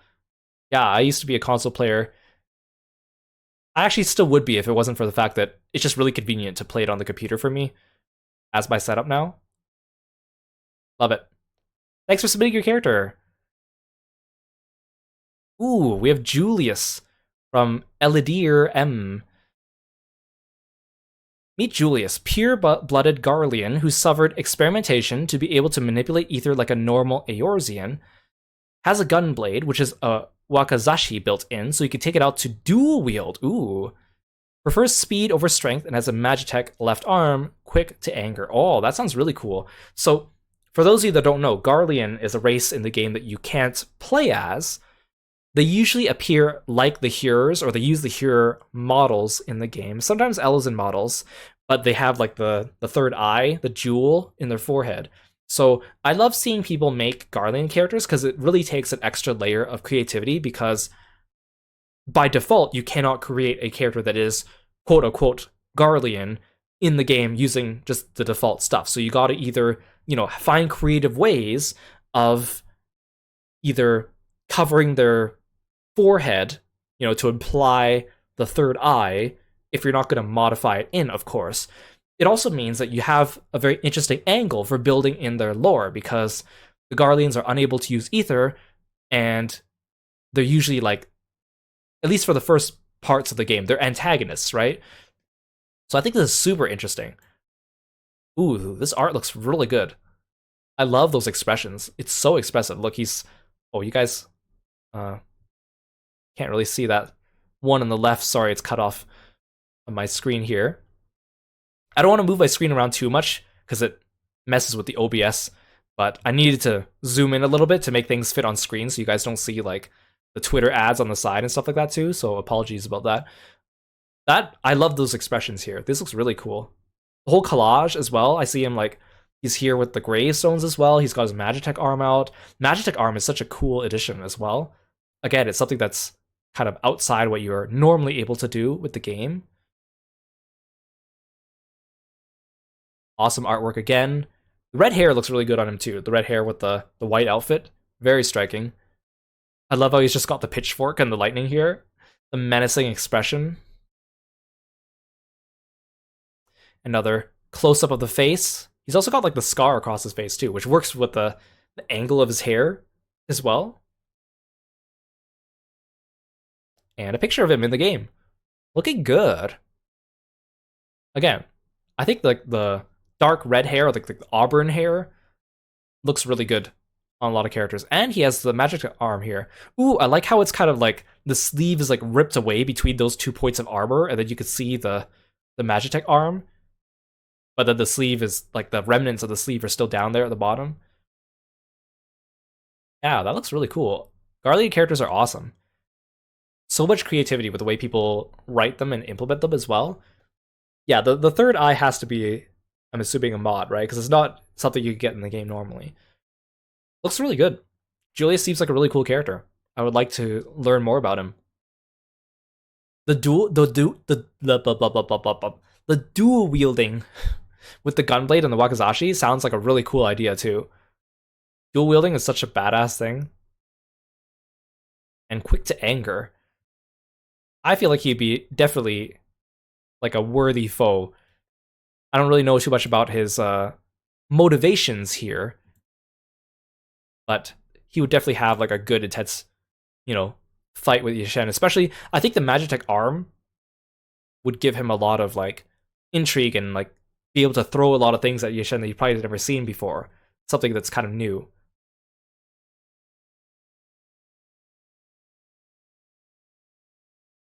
Thanks for submitting your character, Julius. I really appreciate it.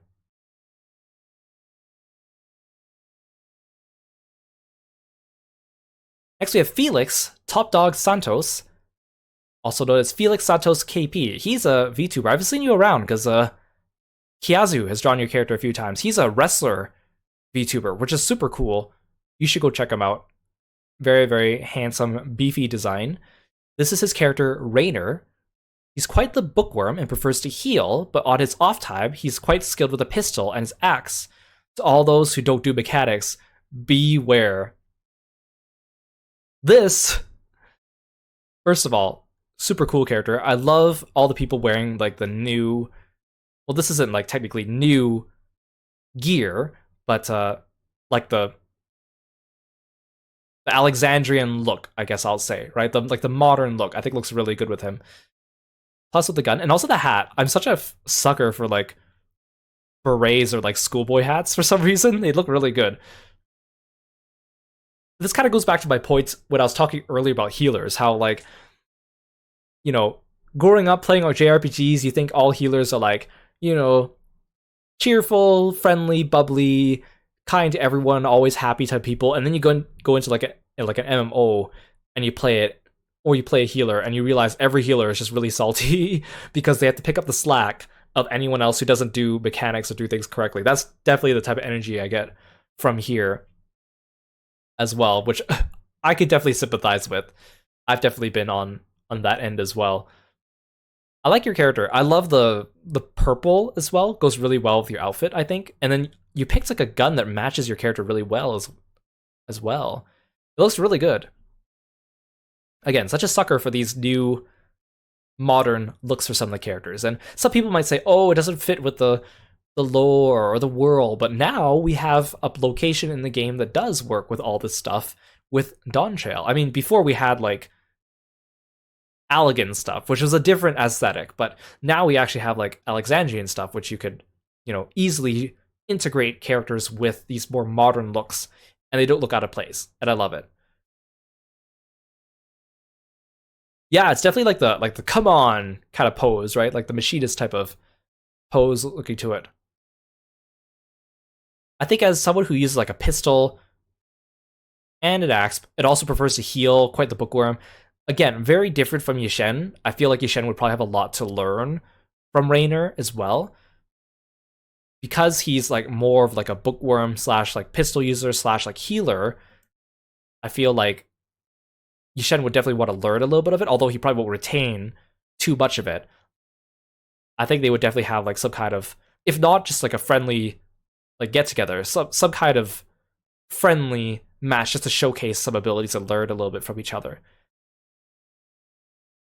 I could definitely see that happening. Super cool. Thank you for submitting your character, Rainer. He looks awesome. I would love to learn more about him. Well, thank you for the stretch, Lork. I really appreciate it. Thank you, thank you. And go check him out on Twitch as well, and Twitter. Next we have Catboy Baker, who's also a VTuber, and we've seen him a few times, rating us. Very awesome. Character's name is Sang. Not only skilled in many magical arts, but also quite a hardy warrior as well, though he prefers spending his time baking. Oh, that's nice. This is a really nice... People have such good Pictomancer glamours. Again, I love the schoolboy hat, plus the glasses. The color of the brush also goes really well with the color of the outfit you picked out here. It looks really good. It's kind of funny seeing all the Mikotes wearing the glasses when, you know, they don't have ears where ears would be on a human head. But you just gotta, you know, don't think about that too much, you know? This looks really nice. Oh, we have a cool warrior pose. I see the very popular Alamegid tanking top, but modded so that you can see a good look at that midriff. Very nice. I like how he has a bit of a smug expression here. And we get a look at his hairstyle, since the other one had the hat covering it. Ooh, this is also good pose too. Again, that Dutch angle, you know, you're reeling back, about to unleash a cool attack. You got a cool glowing weapon. Different hairstyle in this one too. The red is very striking here. It goes together with your hair.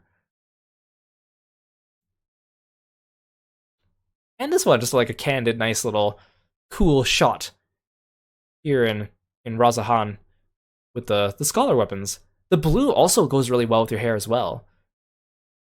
It's a really nice combination. Plus, like the little red jewels on the outfit still kind of go with the hair, so it still feels like a complete look, even though it's a different color. I really like the Palaka armor. I farmed the heck out of that dungeon to get all the Palaka glamours, even though I didn't end up using them too often, but they look really good. So I think because he's skilled in so many things. You can see he's a Pictomancer, a tank, he's a warrior. Got some like red mage, sage, a lot of casting, but also, so not only is he like good at casting, but also he's like tanky, right? Because of warrior. But prefers his time baking. That's so cute. I love that. And of course, Yishen is a big eater and he loves to eat. I feel like they would first love to hang out with some nice food, would probably be the first course of action. I could definitely feel it. I think that's definitely what I could see. They would have a great time together. I think also it would probably really impress Yishen just to see people, not just this character, but a lot of the characters we've been seeing so far being very well versed in things like magic, but also being able to do things like tanking or using the red mage sword or other types of physical like melee type of things. I think would be very impressive for Yishen, and also very like he'd be very astounded by it, because to him, again, no magical talent. It would just be something that he would just be very impressed with. These look great. Thank you so much for the pictures of your awesome character, Catboy Baker. Please go check him out on Twitch and Twitter. Next we have local FL Ora. Oh, Floridian. I was gonna say, does that stand for front lines? No, this is a local Floridian Ora. What a treat. I'll throw my boy Narito in. I would say he's less a paladin and more a spellblade, making use of Summoner Eggies to imbue his sword with elemental attacks.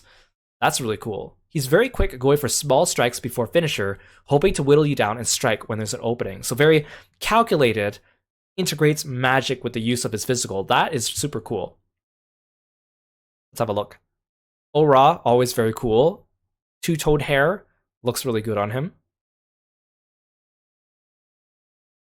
Glasses, works well with the horns. There's a place for the glasses to rest. I love this hairstyle on the Ora as well. It's one of like the first hairstyles that came out with them, but I just really like how it looks.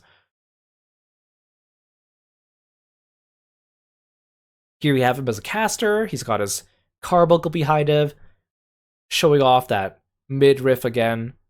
A bit of a summery type of glam. Love it. Looks really cool. Everyone has such cool characters. Such cool Warriors of Light. I think, again, like I mentioned before, like, Yishen would probably be very weak against magic, but he's good at dealing against casters. So someone who's able to, like, use magic, but in a way that's more physical, would definitely have a bunch of surprises that he's probably not used to dealing with, I feel. Plus, he's really fast here. I could tell he's, like, very intelligent and calculating. I love it. Definitely an intense fight. Probably something that would be quite the spectacle to watch, and a good learning experience for Yishen as well, I think. Thank you for submitting your character. I would be interested in learning about your name, local Floridian Ora, and what kinds of Floridian antics Narito gets into. Thank you, thank you. Next we have Tifa Minto, Tifamin Pitegno from Crystal Malboro. They actually have an extra comment here, so I'm gonna go here. Lore, normal, question mark, musician, and warrior of light by day, anonymous PvP commander by night. Ooh, that sounds really, really intimidating. I love how you just have the Namazu head with the wings and then the chocobo body. I think this perfectly captures the look of like a cryptid, which I'm not sure if that's exactly what you're going for, but like I love seeing people with wacky glamours of the game. Now that they have so many different like headgears, like you have the frog one, you now have like the squirrel one. There's like the chocobo head, the fat chocobo head, Namazu head. People come up with such good glamours with these things. Or like the Tonberry head. I saw a lot of people doing like Squidward with the Tonberry head. Like it's so much fun creativity you could have here. Yeah, is this a biblically accurate Namazu?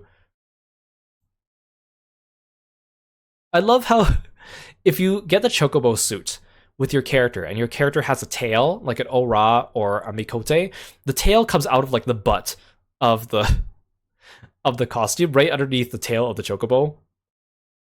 Oh right, they have heels here too. That is quite impressive to fight in that. And also look fabulous. Look at those legs. Yeah. Do not be afraid, yes, yes. The Namazu like to say yes, yes. This is the last thing you see before you die. Look at that. This is like, are you ready to surrender? Yes, yes. The Namazu are so funny. I love the Namazu stories. One interesting character. Obviously, because they're an anonymous PvP commander, obviously very strong and able to hold their own. Although I can't tell exactly what your character's main classes might be. Other than just looking at these, like this looks like is that a warrior's axe, I think?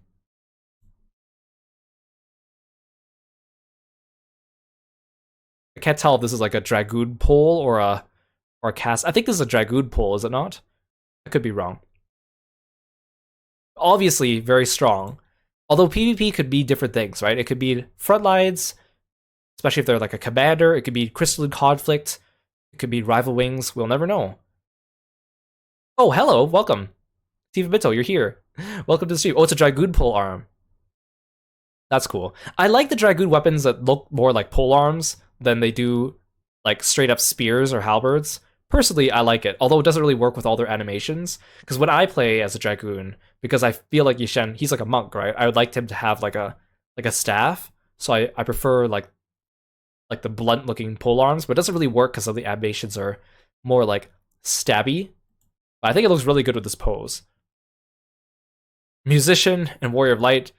I feel like if Yishen were to meet this character, I think he'd just be more intrigued more than anything. Like, what's this? I want to learn more about this. Is that a Namazu?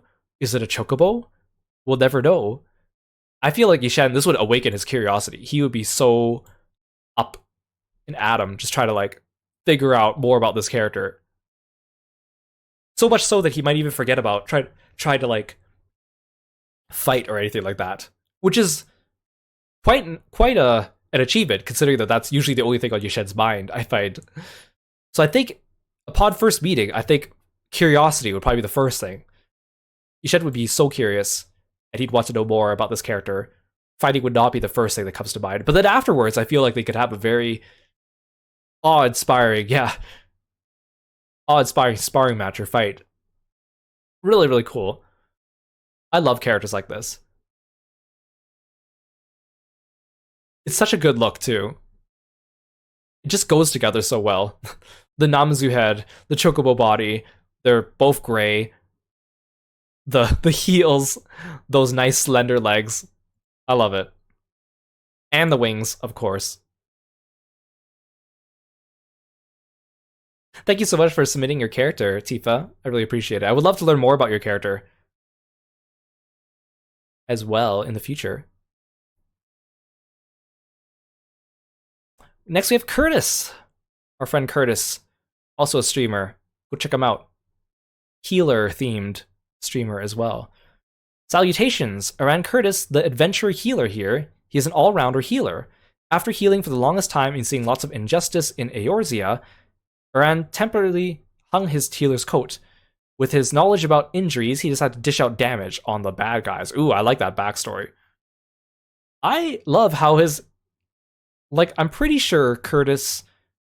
Correct me if I'm wrong. I don't think your VTuber is based on your Warrior of Light, I feel like your Warrior of Light is based on your VTuber. Maybe. Because I like how he has like similar hair, but not quite the same hair. He's also got a tattoo in the same spot, but it's not quite the same tattoo. So when I look at it, I can immediately tell, oh, this is Curtis, even though he doesn't look the same. And I really like that. Yeah, exactly. It's like the I'm a healer, but like it's exactly that that feeling, right? Because I think Curtis, you play Overwatch, right? Oh, hey Curtis, there you are. That is correct. Oh, good. I'm glad I am correct in interpreting your character. Ooh, this outfit looks really good on him. I like this outfit a lot. The sleeveless like Far Eastern wear. It looks really good on him. And then that Pictomancer is about to wreak havoc. This is such a cool look. Like you look like a cool graffiti artist, ready to smack down some justice. Bonk. I love the idea of like, healers that, they're good at healing, but they also know how to use their abilities for hurting, right? Because healing and hurting are two sides of the same coin, right? If you know all the anatomy of the human body, you know how to dismantle it better. That kind of energy, right? I think it's super cool. I think for sure. I think like Yishen would be super intrigued by this, and especially again because he is not super versed in healing. He would be interested in just learning about your character first, like rather than, I mean, obviously going into some kind of fight. But I think he'd be interested in learning like how do you use this magic and healing in a way that is like more on the offensive side. Not that he'd be able to replicate it, but I think it'd be something that he would be very, very interested in learning about. I think he'd be up for like a friendly sparring session where they would just kind of, show off their moves and learn a little bit about each other again, just to figure out, what this healer's abilities are and what he's using for them. I think that'd be super fun. Yeah, really cool. Please go check out Curtis on Twitch and on Twitter as well. Friend of the channel. Awesome, awesome. Thank you so much for submitting your character. We should play FF together sometime. Ooh, next we have RPG Reki, also a VTuber. Tsumuho Tenho left their home forest for a little distraction and end up getting hooked on Mahjong. That is awesome. After all, manipulating the tiles needs more strategy than manipulating Carbies in battle. And if magic is not allowed, there's still the option of a fist fight. Oh, it's cut off here. Let's have a look. Artist is Akino Arata. Oh, look at this male Vera. He looks so good. I love this outfit. It flows so well. I think it really works with his hair and his ears. It like has like a nice flow from top to bottom, like that. This must be your VTuber, right? I'm assuming it's based after your character. It looks really good. Look at those abs. Again, like I love the patterns on these outfits. Like look at the patterns at the bottom of the robe and the bottom of the pants here. Looks really good. I was actually listening to people talk about in Shout Chat about Final Fantasy XIV one day in, I think it was in Dawn Trail. Some people were going like, "Oh, I love the story" in the Shout Chat, and some people were like, "I skip all the story. I'm just here for the raids." And then people were arguing about like, "Well, how can you play this game without the story?" And then I think eventually the argument went on to be like, everyone's allowed to or everyone's allowed to enjoy the game in their own way, right? And that's perfectly valid, which I agree. And then someone mentioned some people even come to this game just to play Mahjong. And then someone was like, I would never understand why. And then someone said, and they brought up a very good point, I don't imagine there's really that many super active online Mahjong parlors in English. So if there's a community for that in FF, like that is probably one of the best places to find it.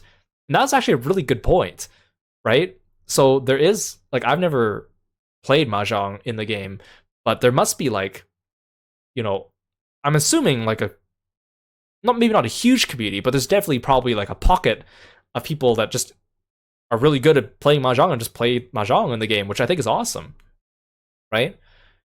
I know there's different ways to play Mahjong. I don't know which rule set Domin Mahjong kind of goes with. I would like to learn it someday. It's just, I know it's a lot of work.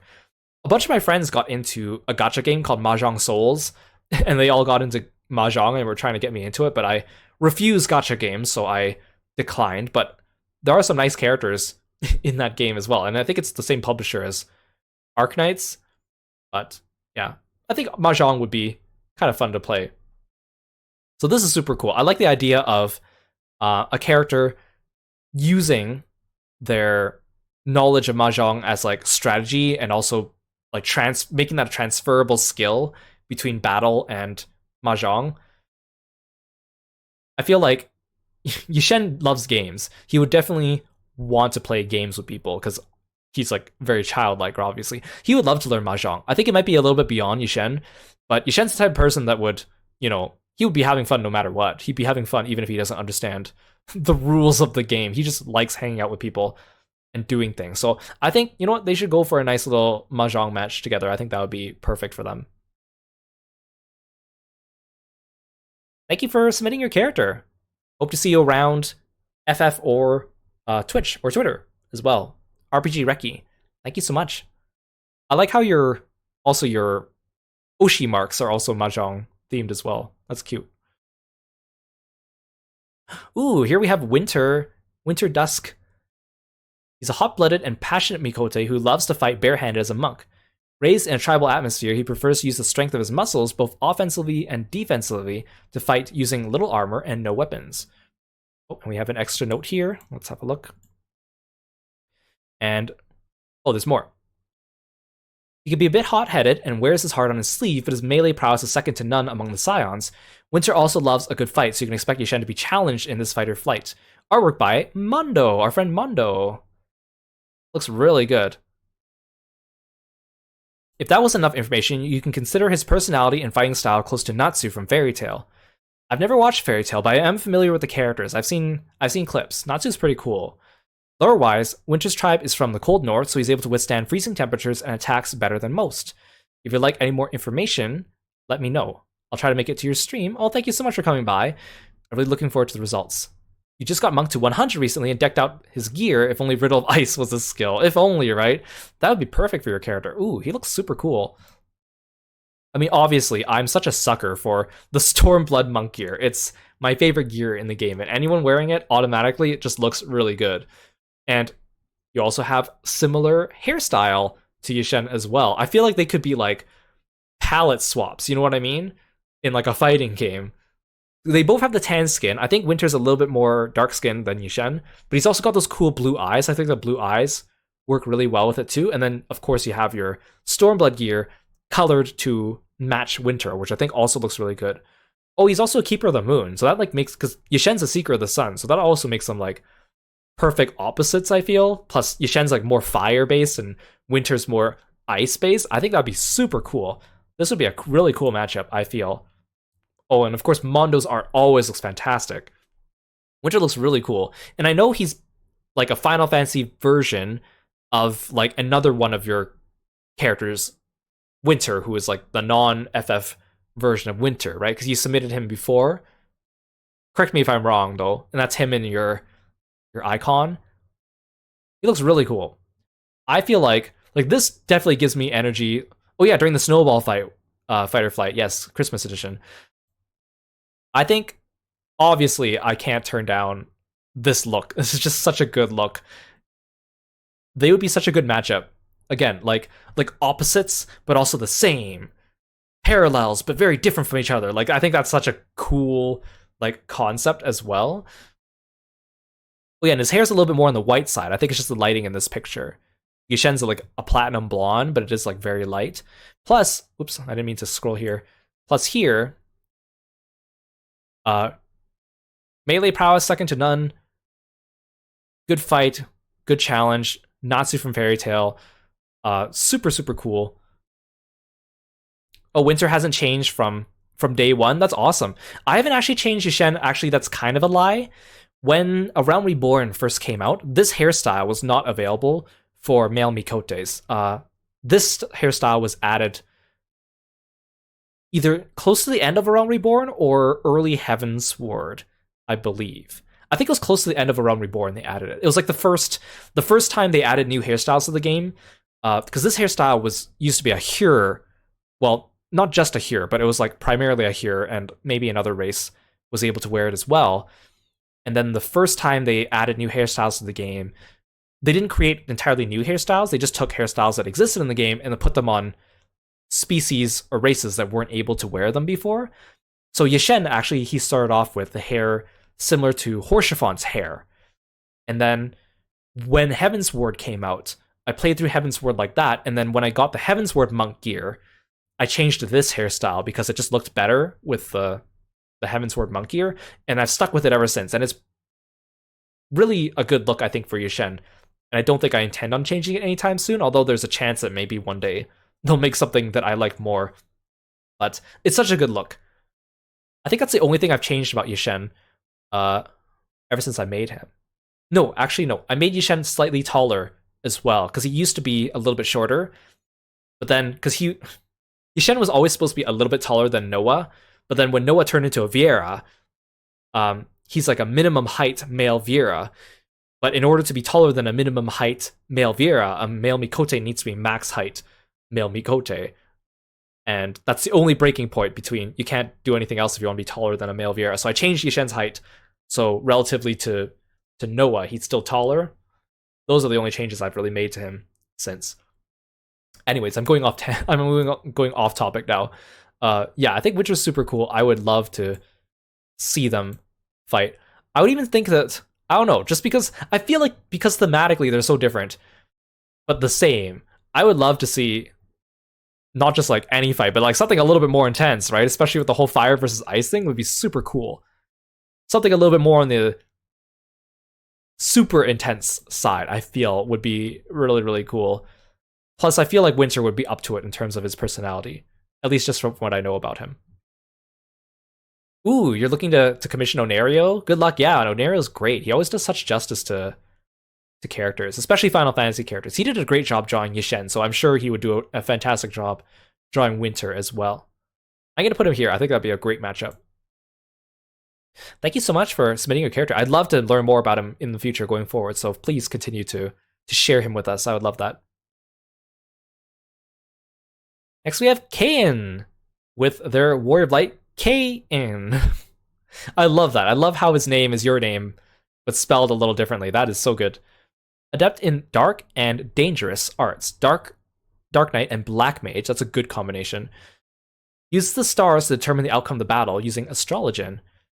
Enjoys his solitude in his evil lair with his mammoths. Island Sanctuary lover. Oh, that's awesome. Noah loves mammoths too. I feel like he would get along really well with Psycho Reaper, right?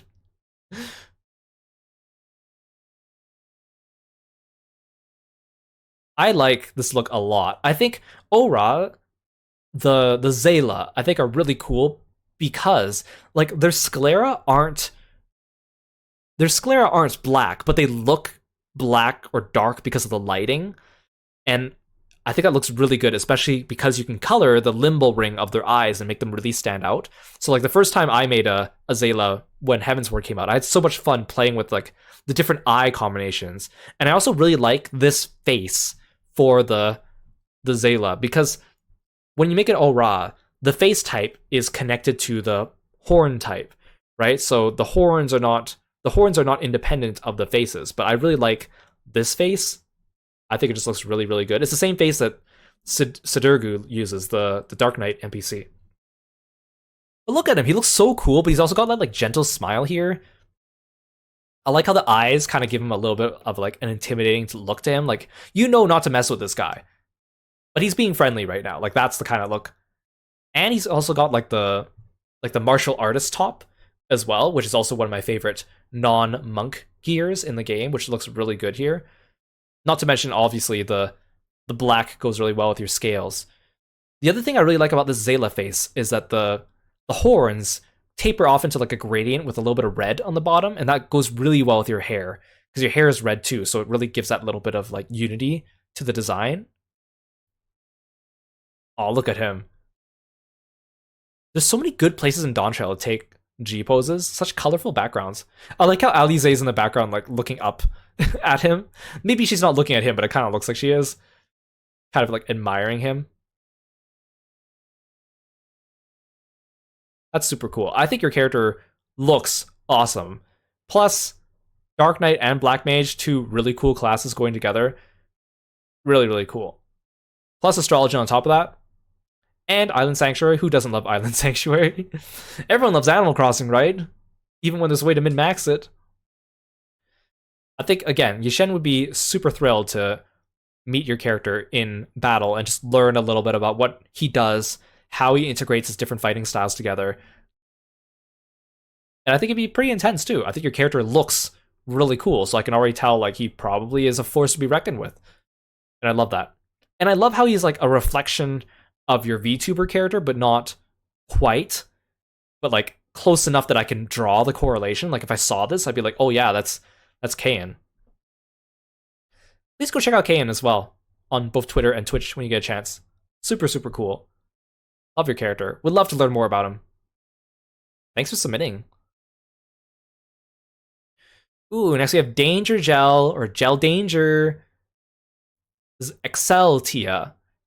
Excel has always been a samurai and dancer main, but is now learning how to be a monk, using his Iai Jutsu, rhythm, and limber body in a new light. Working as a hunter and a spearfisher at a young age, he is a sharp observer and will do his utmost in a fight, always willing to improve. So, your character looks really good. Very handsome. These are great G poses as well. Look at that. This outfit is probably my second favorite monk AF gear besides the Stormblood one. If I didn't wear the Stormblood one, I'd be wearing this one. Probably in white. This kick pose is really cool. Monk has such good animations, especially now that they added the new ones for Dawn Trail, that you could do some really cool like fight scene choreography or G poses with them. My other thing I like about this outfit is the way the back curves. It's not just like a straight back, it curves around so you can see the shoulder blades. This looks really good. Yeah, thank you, Kayan. Thank you so much for submitting. For those of you that are also new coming into the video, I talk about my character for like the first like 20 minutes, actually probably longer than 20 minutes. The VOD will be up, but if you are curious about some of my reasoning behind some of these decisions, I also go about that in length at the beginning of the video. And show off some pictures of my character. It's like, you know, showing off your OCs is like, you know, when someone takes out their wallet and like wants to show you pictures of their kids and like a million pictures come out, like that's exactly the feel I get from it. But I love it. I love it. So, fun story about Exceltia is that, so, Danger here, or Excel, is on the same server as me. So, when Dawn Trail came around, for some reason, I kept seeing Excel everywhere I was going. We were probably going around doing the main story around similar times, so sometimes I would just see him standing around in different places. And he caught my eye because, well, one thing, he's wearing one of my favorite monk outfits. And again, there aren't that many monks around in the game, let alone ones that wear the AF gear. So already I was like, ooh, that's a nice character. He's wearing the monk outfit that I like. It's also dyed in gold, which I think looks really good. Gold is a color that I feel like only very specific outfits in the game look good in gold. And some people try to use it in various places and it doesn't always turn out. But this outfit just looks really good in gold. So, you know, I saw your character, immediately obviously kind of took note of him because he was wearing an outfit that I thought was really good. Plus, he also has a lore adherent name, Exceltia. So for some reason, those are just a few of the things that I usually take note of characters when I see them out in the wild. And ever since I started like streaming, towards the end of Endwalker, I also turned off nameplates for all characters in the game except for my friends, which makes my UI look so much cleaner, but it also means that I tend to miss sometimes when I see player characters out in the field. So when I saw this character and I was like, oh, that's a cool outfit, that's a cool glamour, he looks very handsome. Oh, and his name is very lore adherent as well, so that also kind of caught my eye. But then I saw him again, and then I saw him again, and it was like every day I would see him at least once somewhere, whether it was like AFK in the Gold Saucer, or AFK in Tuluyulal, or like in Solution 9. For some reason, I just kept running into this character. And I was like, wow, I'm seeing this character everywhere. That's really funny. And it was around that time that I think you started coming to my streams as well, Danger Gel. And I was like, oh, that's an interesting name. And then you followed me on Twitter, And then I was like, oh, he has an FF character art as his Twitter icon. So I clicked on your name, and the first thing it says on your profile is Exaltia. And I'm like, wait a second. I've been seeing this guy everywhere. Yeah, what a small world. So I was like, oh. So that's why I sent you the message, and I was like, I've been seeing you everywhere on my server lately. So, and he's been very nice. The other day, Excel or Danger sent me mail in the game and sent me a little minion and a couple like crafted foods for use in the game, which is very nice. You didn't have to do that, but I really appreciated it. So yeah, we're friends now, and it is awesome. And I think your character is super cool. And so from what I'm getting, like you used to be samurai and dancer main, but you didn't really play monk that much until this expansion, which you are maining now as you raid the new tier for the first time in a group, right? Which I think is super exciting, and good luck to you. So, well, like, what timing too? You're a newly converted monk main, I should say. So I feel like your character. I mean, obviously, monk character always enjoy. So, but because he's kind of newer at it, but he's still strong. Like he's got samurai and dancer skills, but he's kind of new at the whole monk thing. I feel like Yishen would love to just have like a friendly session, just to like show him the ropes a little bit and also see what he's made of and also learn more about him. I feel like Yishen's probably the type of character that, because he's not really good at, speaking his thoughts in a very organized, laid out way, and he's also not very good at picking up on, social cues and like nonverbal language. The best way Yishen learns about other people is literally by fighting them. I feel like he probably abides by the idea that you learn a lot about someone just by seeing the way they move and the way they fight. And that'd probably be the way that he wants to get to know a lot of other people. Even if fighting is not their main thing, he would definitely still be, want to encourage them to participate in some kind of exercise together. So I feel like that's how they would bond. And then eventually, as Excel rises through the ranks of Arcadian, he'll probably like, become a greater and greater threat, you know what I mean? But for now, they would just like to learn from each other, I think. Thanks for submitting your character. I really appreciate it. Next we have Nahara. Nahara is a Fist of Rauger and always up to spar when asked. Art by Shockjaws. So I recognized Nahara for a long time now because they were also someone that I followed back on the Twitter day, or not the Twitter, the Tumblr days, the Tumblr days. So we have some friends in common. We've seen each other's characters around. Nahara is a Fist of Rauger, so like canonically, like not just like I feel like Yishen is like a monk, but he doesn't really do like the spiritual aspect of the monking. So he is not, I wouldn't say Yishen is a Fist of Rauger, but he's like a monk, right? But Nahara is like an actual Fist of Rauger, or like has learned to be a Fist of Rauger.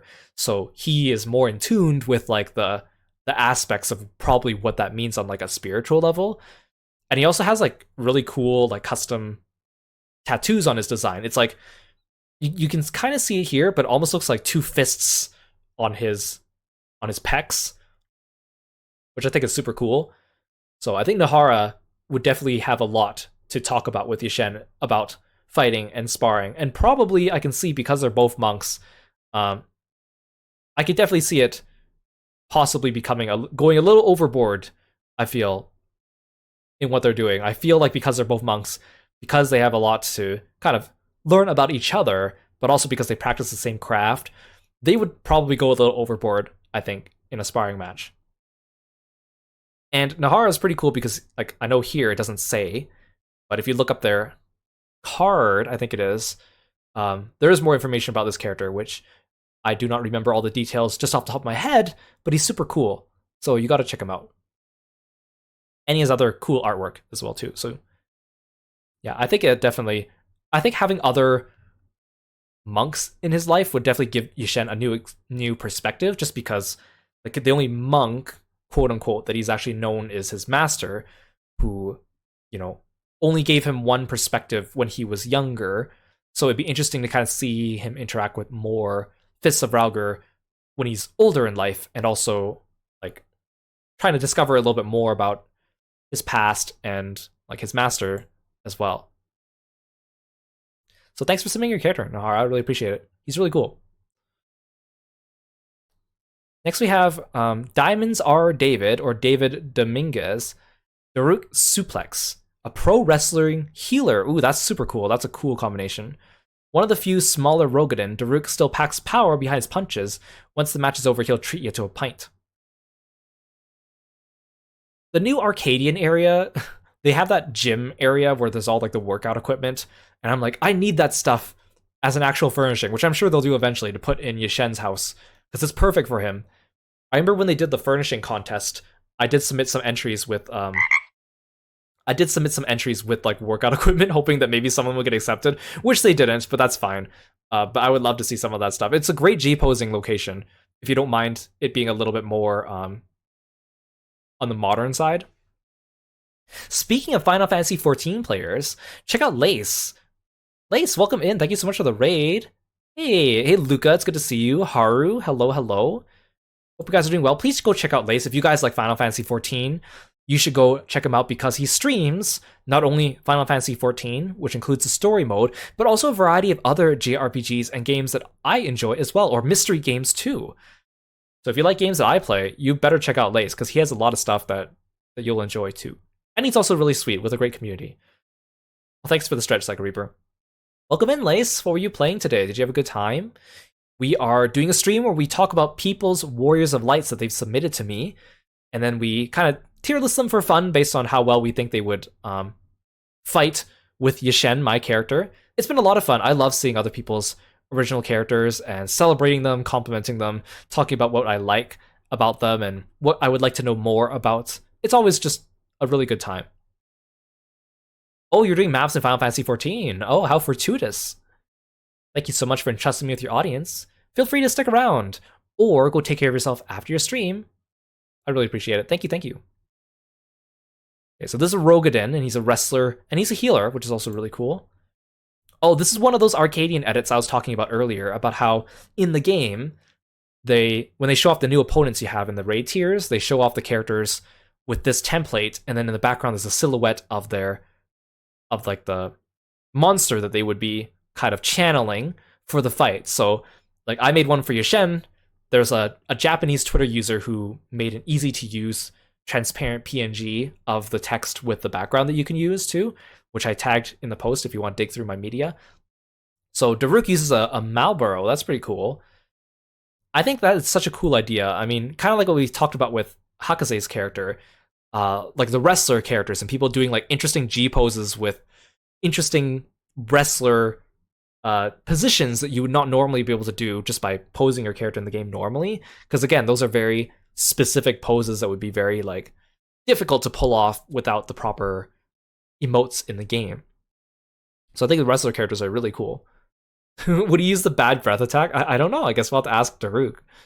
I think that's really cool. This is the first Rogadin we've seen today. I think Rogadin are really cool. They're definitely underappreciated. And I really like the design of this Rogadin. I like the idea that he's also like one of the smaller ones, but you know, still bigger than most of the other races normally. And the fact that he's a wrestler, I think is super cool. I think he does a good job of pulling off that like Rogadin face. I don't know really how better to describe it, but like Rogadins have a specific facial structure, and sometimes you kind of have to build their features around that in order to make a character look a certain way, and I really like the way that you've made your character look here. Plus, again, we talked about this earlier in the stream before about healers and how, you know, all healers in the game are salty and like, you know, I'm a healer, but... So I think the idea of like a wrestling healer is super cool, and of course, being a wrestler, Yashen would love to throw down with him. I think he'd have a great time. But then afterwards, you know, have a good meal together, hang out. So I think definitely an intense match, and then afterwards followed by a nice little snack or something like that. Get to know each other. I think I could definitely see it. They would get along really well. Yeah, let me wrestle that dislocated shoulder back into place. Don't worry, I'm a healer. Thank you so much for submitting your character, David. I really appreciate it. I would love to learn more about him. Ooh, next we have another streamer friend of ours, Bajin, our favorite contractor demon. Don't have a screenshot anymore, but here's their Dragon Boy fortune teller, Chimbai. He can see what's coming, but the prescription lenses will probably be a weakness. Ooh, this art looks really good. Again, I like the idea of like the healers being able to throw down as well, but the astrologians I think are really cool aesthetically. All the stars here in the background. Yeah, the lighting looks really good. Glasses, of course. I love the framing of the card here too. I think it looks really good. Yeah, the portrait itself looks like a card with the way it's framed, which I think is really nice. I'm also such a sucker for this hairdo. I mean, you guys can tell from my VTuber. I'm such a sucker for these types of like, not quite a bowl cut, but kind of has the same like silhouette as one. I would love to learn more about your character. I think he's super cool. As a fortune teller, it kind of sounds like he's not like a first and foremost a fighter. I feel like he could probably like predict things, but that won't really depending on his physical prowess, he may not be able to act on it in a way in time if that helps him. It also kind of depends on how he's divining the future. I think it'd be a useful skill to have, like tactically, especially. Maybe not in a 1v1 with Yishen, but I feel like Yishen would be more interested in the fortune telling. Like he'd be more interested in like, whoa, you can see the future? Can you tell me my future? You'd probably have a lot of fun with that. Or even just like, I don't know, playing card games. Triple Triad, you know? I love Triple Triad. I don't know if Yishen likes Triple Triad, but I like Triple Triad. Yishen probably doesn't even know how to play Triple Triad properly. I feel like he would definitely be the type of character that, first and foremost, Yishen would just be intrigued about them. He'd want to know more about him and play with him. He would want to play around with his fortune-telling abilities. So I think I'll put him here. I feel like that would be a fitting meaning for them as well. But thank you so much for submitting your character. I'd like to learn more about them. Please go check out Bajin when you get a chance. Very cool streamer. Check him out on Twitter and Twitch. Thank you again. Oh, next we have Yuban, or Cafe Cat. This is Hughes Renouf. He is a retired mercenary who owns and runs a cafe called the Mocha Bean that also functions as a hub for intel gathering. He's agile and speedy and aims for quick and precise hits on opponents' openings. He waits for the right time to strike. Oh, and art by Squaffle. Oh, left to right. So this is by. Oh no, sorry. What am I doing? This is by Squaffle. Squaffle's amazing. Oh, it's even signed here. Duh. Squaffle's an amazing artist. You gotta check him out too. They've drawn Yishen a couple times as well, and they're super fun to work with. Very, very nice. Does a great job. Obviously, you can tell. I love the way your character looks in Squaffle's style. I love that, like, you know, like the Silver Wolf kind of older Mikote characters are definitely back into style, especially now with a certain NPC from Dawn Trail that a lot of people really like. I think it looks really good. I know I've seen your character around since the Tumblr days, because I think we are familiar with each other from there as well. Really, really cool. And this is by LBY2K99. I love this drawing style. This coloring style is super cool. I like how your character looks like very wizened, but also sweet. Like he's very thoughtful here. I mean, it looks like he's standing before some kind of grave site or something like that. But it's like that. Look at that flowing mane. Look at that giant flowing mane. And then like the little highlights with the like magenta outlines, I think look really nice and striking. And the flower field in the background just really good. There's so much to like about this. Hughes is a really cool character. I've seen him around. I know Yuban really enjoys Sid Garland, the character from FF14, and pictures of Hughes with Sid. And he looks really good. I think the two of them look really good together as well, just because like they both have like the same like hair structure, I guess I could say. Yeah, so he's agile and speedy, and so he's retired mercenary, so definitely like someone who's very well versed in fighting, but running a cafe, I think that's super sweet. Like the idea of all these like characters who I love the idea of like retired warriors of light, like characters that, you know, they're no longer in the limelight anymore, but they're content with being the mentors or letting other people take the spotlight. I think it's really cool. Kind of like what we saw with Drago's character earlier on. I think it's just something a little bit different than what a lot of majority of people do, which I think is really cool. I think Hughes is awesome. I think I would love to learn more about him. I'm pretty sure I think you have a card of this character, and I think I've read it before, but I don't remember details off the top of my head. But I feel like he'd probably have a lot to teach Yishen just based on like being older and wiser as well, just having seen more of life. And probably he looks like the patient type. He'd probably be pretty patient with super extroverted, bouncing off the walls Yishen as well. So I think they would definitely have like some kind of good heart to heart, and maybe like a nice like good sweaty battle so that they can learn a little bit more about each other first, right? Without going overboard. Thanks for sending your character, Yubin. I really appreciate it. Again, love to learn more about him. Love to see more of him. Always a pleasure.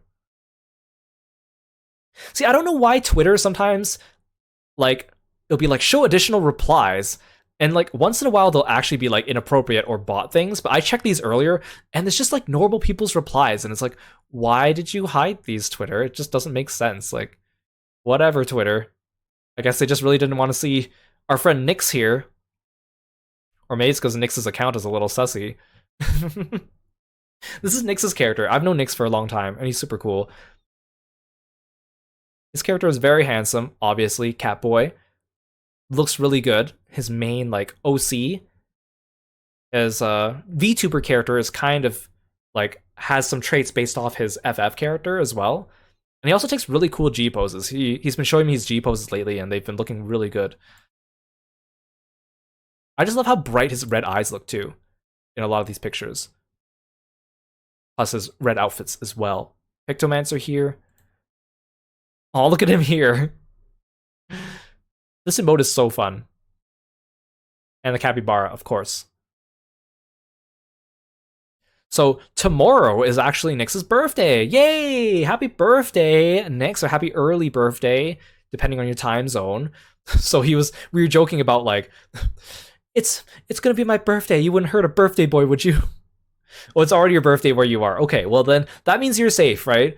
I mean, I know I see Yule there telling me to to pummel him, but your character is super cool and very sweet. I would like to learn more about him from like a lore standpoint. I know a lot of times you like, you know, crack jokes about him and stuff like that too. But like seriously, I would love to learn more because you always have really cool characters as well.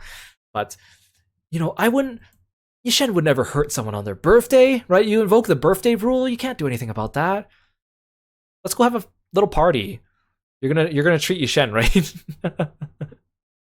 No, don't do that. That's a bad idea. Yishen will eat you out of house and home, right? You will not. Your wallet will be so empty after you treat him to food. Maybe he'll buy you a cake or something like that. Yeah, that'd be a good idea. But again, I really like your character, and I would love to learn more about him. What if the birthday gift was a sparring session? Happy birthday, I got you a knuckle sandwich. Yishen wouldn't be that mean, but it'd be hilarious. Hey, just CJ, welcome to the stream. Thank you so much for stopping by. It's good to see you. Oh, your aura made it in. Oh, you're the Rain character. Yes. Thank you so much for submitting your character. I really appreciate it. Yeah, it was really cool. Unfortunately, that means you might have to rewind a little bit to watch it after it's over, but I really appreciated your character. He was really cool. Yishen could punch you and you would say thank you. I remember back in the Tumblr days, like me and my friends would make like all these like jokes about Yishen that would be like ridiculous, like, you know, like he could punch me and I would say thank you, like things like that, kind of like the what are they called? What are the jokes called? Oh, I totally forgot now. No, like oh my gosh, I'm totally blanking. Like the name, yeah, Chuck Norris. Why did I forget his name? Like Chuck Norris jokes about Yishen, and they're usually hilarious. I feel like Yishen's definitely that type of character though. Like he's just so chipper and cheery that like no matter what he does, you would just be like, you're like, oh yeah, thanks Yishen. Oh, your first message to me on Tumblr, the can I be your friend instead of Yishen? That was hilarious. I still remember that. That's funny. I've known you for a really long time now that I think about it. And a lot of the other conversations we had, you're so funny. We need to play together a little bit more too. I know we generally seem to miss each other, but I would like to participate in more FF stuff with you, or otherwise. But again, you wouldn't beat up a boy on his birthday, right? Please tell me more lore about your character later. Hey, just CJ, thank you so much for following me and being a froggy friend as well. I really appreciate it. Oh, Johan, it's good to see you too. Sorry, I just I think I said hi to you in my head, but I didn't say it out loud. Good to see you though. Thank you so much for dropping by, Johan. It's always good to have you. Yeah, don't worry about it. If you missed the stream or if you're late, all the VOD will be up, so don't you worry about that. I just appreciate you guys being around. And again, next time we do this, we'll open it up again to non-FF characters. It's just this time it was FF themed because I think Arcadian was just such a perfect timed thing for this as well. Yeah, go check out Nyx on his Twitch and on his Twitter. Maybe not this Twitter, but on his main Twitter and on his Twitch because he's a really cool streamer. Next we have Shira. This is their character Shira. He's been corrupted by Sin Eaters, hence the gold scales. Ooh. His senses are also dulled because of that. Oh, that's so cool. Sin Eater lore is super cool. He uses the corruption to enhance his attacks with light and can do close and range combat, but prefers ranged. He's a monk, a dancer, and a pictomancer. Oh, so we have art here by Nuclear. Unfortunately, this artist seems has passed away, but I really love their art. That's such a shame. It looks really, really good. And Shira is also an artist, so please go check them out. They draw awesome, muscular characters as well, including FF14. This is their character Shira. Look at him, he looks so good. Oh, and then there's a screenshot. There's him as a pictomancer. That is such a look. I love it. I love the checkerboard stockings underneath the shorts. That looks so good. Plus, just the color scheme of the outfit just goes along with your aura and his hair and his scales so well. Super cool. I love Sin Eater lore. A few months ago, was it this year or was it last year? I think earlier this year. I actually, you might have seen it. I commissioned an artist that was doing commissions where they actually took your FF character and turned them into either a Sin Eater or Primal character, and I chose Sin Eater, and they did such a good job making Yishen look really cool, exactly as I envisioned as a Sin Eater, which was awesome. Anyways, that's enough off topic, but I think the idea of Sin Eaters is super cool. If you played FF14 Shadowbringers, there's the lore about the Sin Eaters and the way it connects to your character, and I don't want to spill it all here, but it's really, really interesting. So to see characters that actually use that as well in their actual lore, I think is super cool. I love the idea that his scales turned golden because of it, because Sin Eaters are they're white with gold as their aesthetic. They're supposed to look like angels almost, but monstrous angels. Not quite biblically accurate all the time, but just monstrous angels, or a little bit like statues. And I think having characters that follow that is super, super cool. Good night, Yule. Thank you so much for stopping by. It was good to see you. Have a good rest. So, obviously he is built. Look at this big guy. Monk, but also dancer and pictomancer, so very well-rounded in terms of skills. I think I would love to learn more about your character, just because the idea of him being Sin Eater inspired means that there's probably a lot of really cool stories there to be had. I think definitely, again, a character Yishen would definitely be interested in learning more about, definitely would want to fight him, see how he matches up against a Sin Eater for sure, disregarding the whole ether thing. With the, I mean, I guess he's not a light warden, I guess, so I think he would really enjoy that. But yeah, definitely some kind of intense match. I don't really know how intense it could be. It could be up here. I'm not really sure. I would love to learn more about your character to figure that out. For now, I'll put it up here just to be safe. But definitely would be a really cool match. Especially if he finds a way to implement his dancer and pictomancer stuff with his monk stuff. I think that would be super cool. But again, I don't know. I would have to learn more about your character.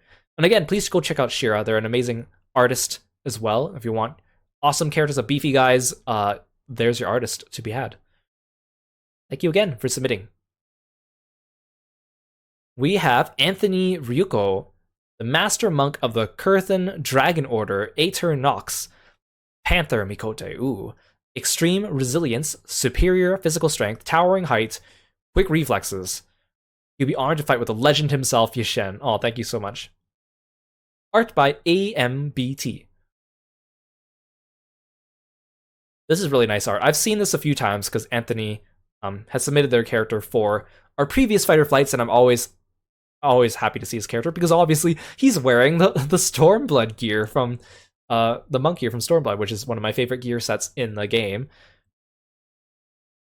And of course, he looks really good in it. Again, love the monk aesthetic, obviously. Any character with monk aesthetic definitely already has me. Ooh, yeah, you're right. The swish of the tail is really, really cool too. So, I don't know too much of a character, but I do remember a little bit about him from the previous Fighter Flights that we had. And so, I mean, here, extreme resilience, superior physical strength, towering height, quick reflexes. I think probably a lot of the same types of advantages and abilities that Yishen has probably had too.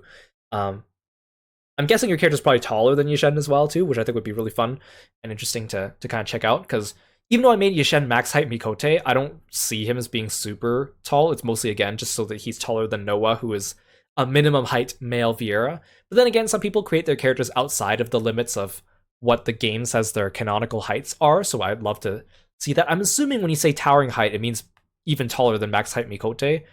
But I feel like this would probably be another like legendary fight for the ages. Again, I don't really know that much about your character, but I've seen him around quite a few times based on your submissions to our things before. Again, such a sucker for like monk versus monk matches as well, especially when they're wearing the the Stormblood gear. I feel like it'd either be like an intense match or like a super intense match, depending on where it is. I think I'm gonna put it on super intense just because, I mean, the description here just really sounds like he is itching for like challenging Yishen, which I think is totally cool. I'm also super flattered that you called Yishen the legend himself. That is very flattering to me. Like I said before, when I was kind of early to the game of getting commissions of FF characters, a lot of pictures of Yishen were circulating around, and a lot of people found me through him, and so a lot of people were very nice to me about what they felt about Yishen, but it also drew us together, which I think is great as well. And I talked to a few people, especially after we became friends, and they were like, "Oh, I used to think you were so intimidating because Yishen was so cool, and I thought he was like up on this pedestal." And I was like, "No, no, no! Don't put me up on the pedestal." But I'm very, very flattered that you did. So, yes, thank you for submitting your character, Anthony. I would love to learn more about Aetur as well in the future. Now we have Sailor Mouth Savant, Tort Nixborn. He's a pirate, part of the Maelstrom. He's a fight-happy cat with the heart of a dragon. Literally. He can't talk, but he can bite and fight. Though he's typically working as a healer, because if he goes full fighter, he tends to make a mess of things. Ooh, I would love to learn the story behind that.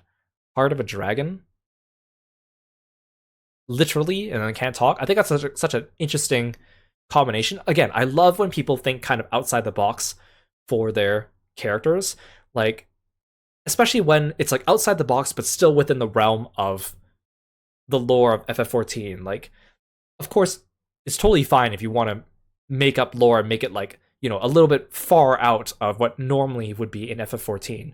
Totally fine, it's your character, obviously, but I like when people can kind of work within the constraints as well and still find a way to kind of make things unique but also believable within a certain like parameter, which I think is super cool. The idea that he can't talk, but he can like bite and fight, I think is also really, really interesting. So there they are. Summoner Tome, looking cool. Again, I love this jacket. The fur lining, plus with the bandana. Different outfit again, but also very nice.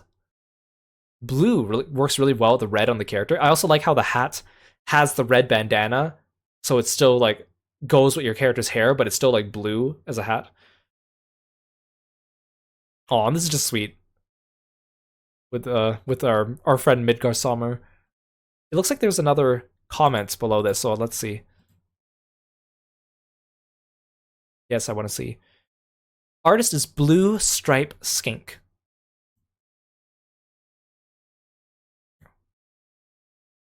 Well, it's really good. They did a great job of capturing the character. He has such a gentle face. I like it. Yeah, I love small Midgar Songmer. He's so cute. Like I kind of said before, I think Yishen is probably someone who lives his life by the idea that you can really get to know someone just by fighting them and watching their movements. And so if your character can't talk, that won't stop Yishen from trying to get to know him. He'll probably, I mean, assuming he agrees to some kind of sparring match, right? Which I'm sure he can nod or something like that if he wants to. It'd be a great way, I think, for them to get to know each other. Plus, the whole like dragon mythology, I think I would love to see more of that or learn more about it as well.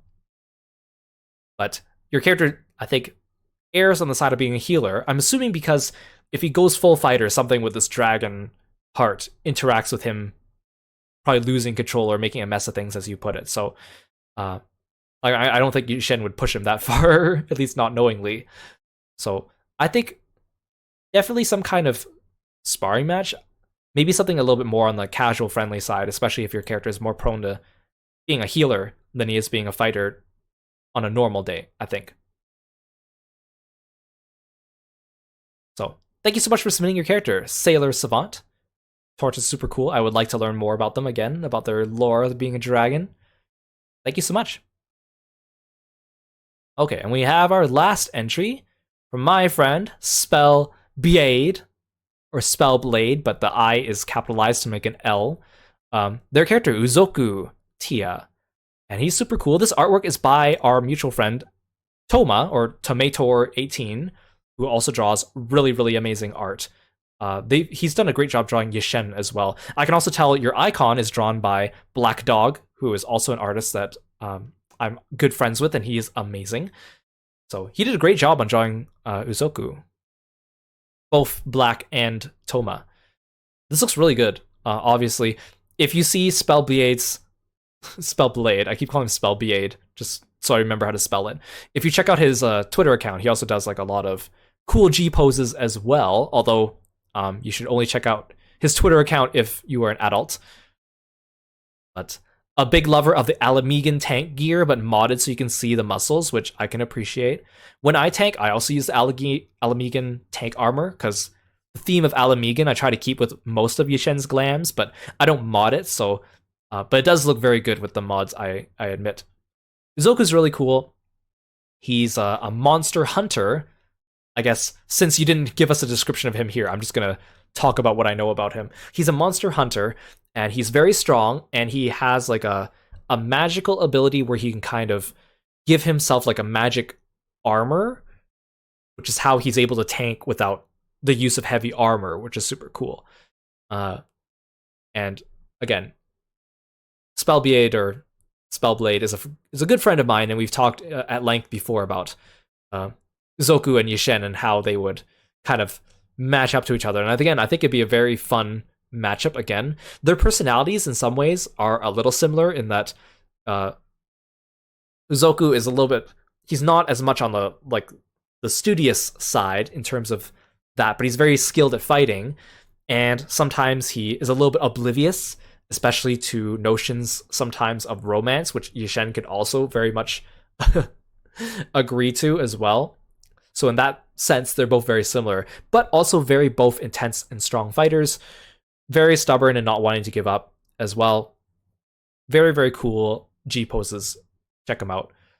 I think, again, because you are my friend and I am privy to more information about your character and I know more about them, and we've talked about this before, I definitely think it'd be, Zoku and Shen would definitely be having like fun sparring matches, and once in a while, if maybe more often than not, having it get a little bit more intense than probably would be expected from a regular bout, just because they're both so strong and both good at this, and I think their abilities probably match up to each other pretty well, especially since Uzoku's a little bit more on like the defensive side, being a tank, and Yishen's more on the offensive side.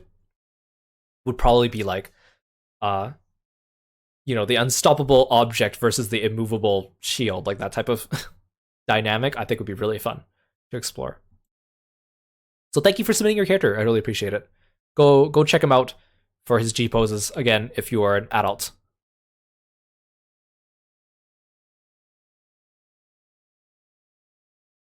Okay, so I think that is...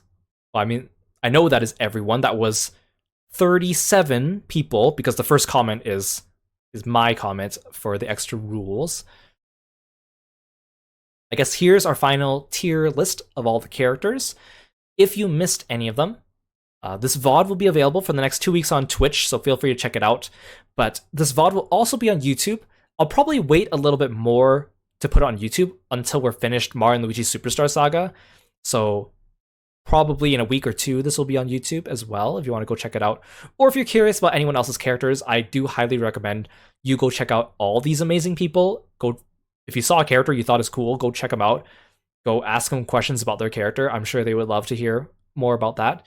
And I think I do these types of streams every 6 months or so, so we'll do another one, and next time it will be open to all types of characters, whether it be VTubers or original characters or Final Fantasy characters, because I love doing these types of streams. And actually, I feel like this is just the right length as well. I feel like I yapped too much about about my own character and stuff like that too, but it's been really fun. So I encourage you guys to, if you're streamers, do something like this too. It's really fun going after and looking at other people's characters too. And thank you again for everyone for coming by and participating in the chat, participating by submitting your characters.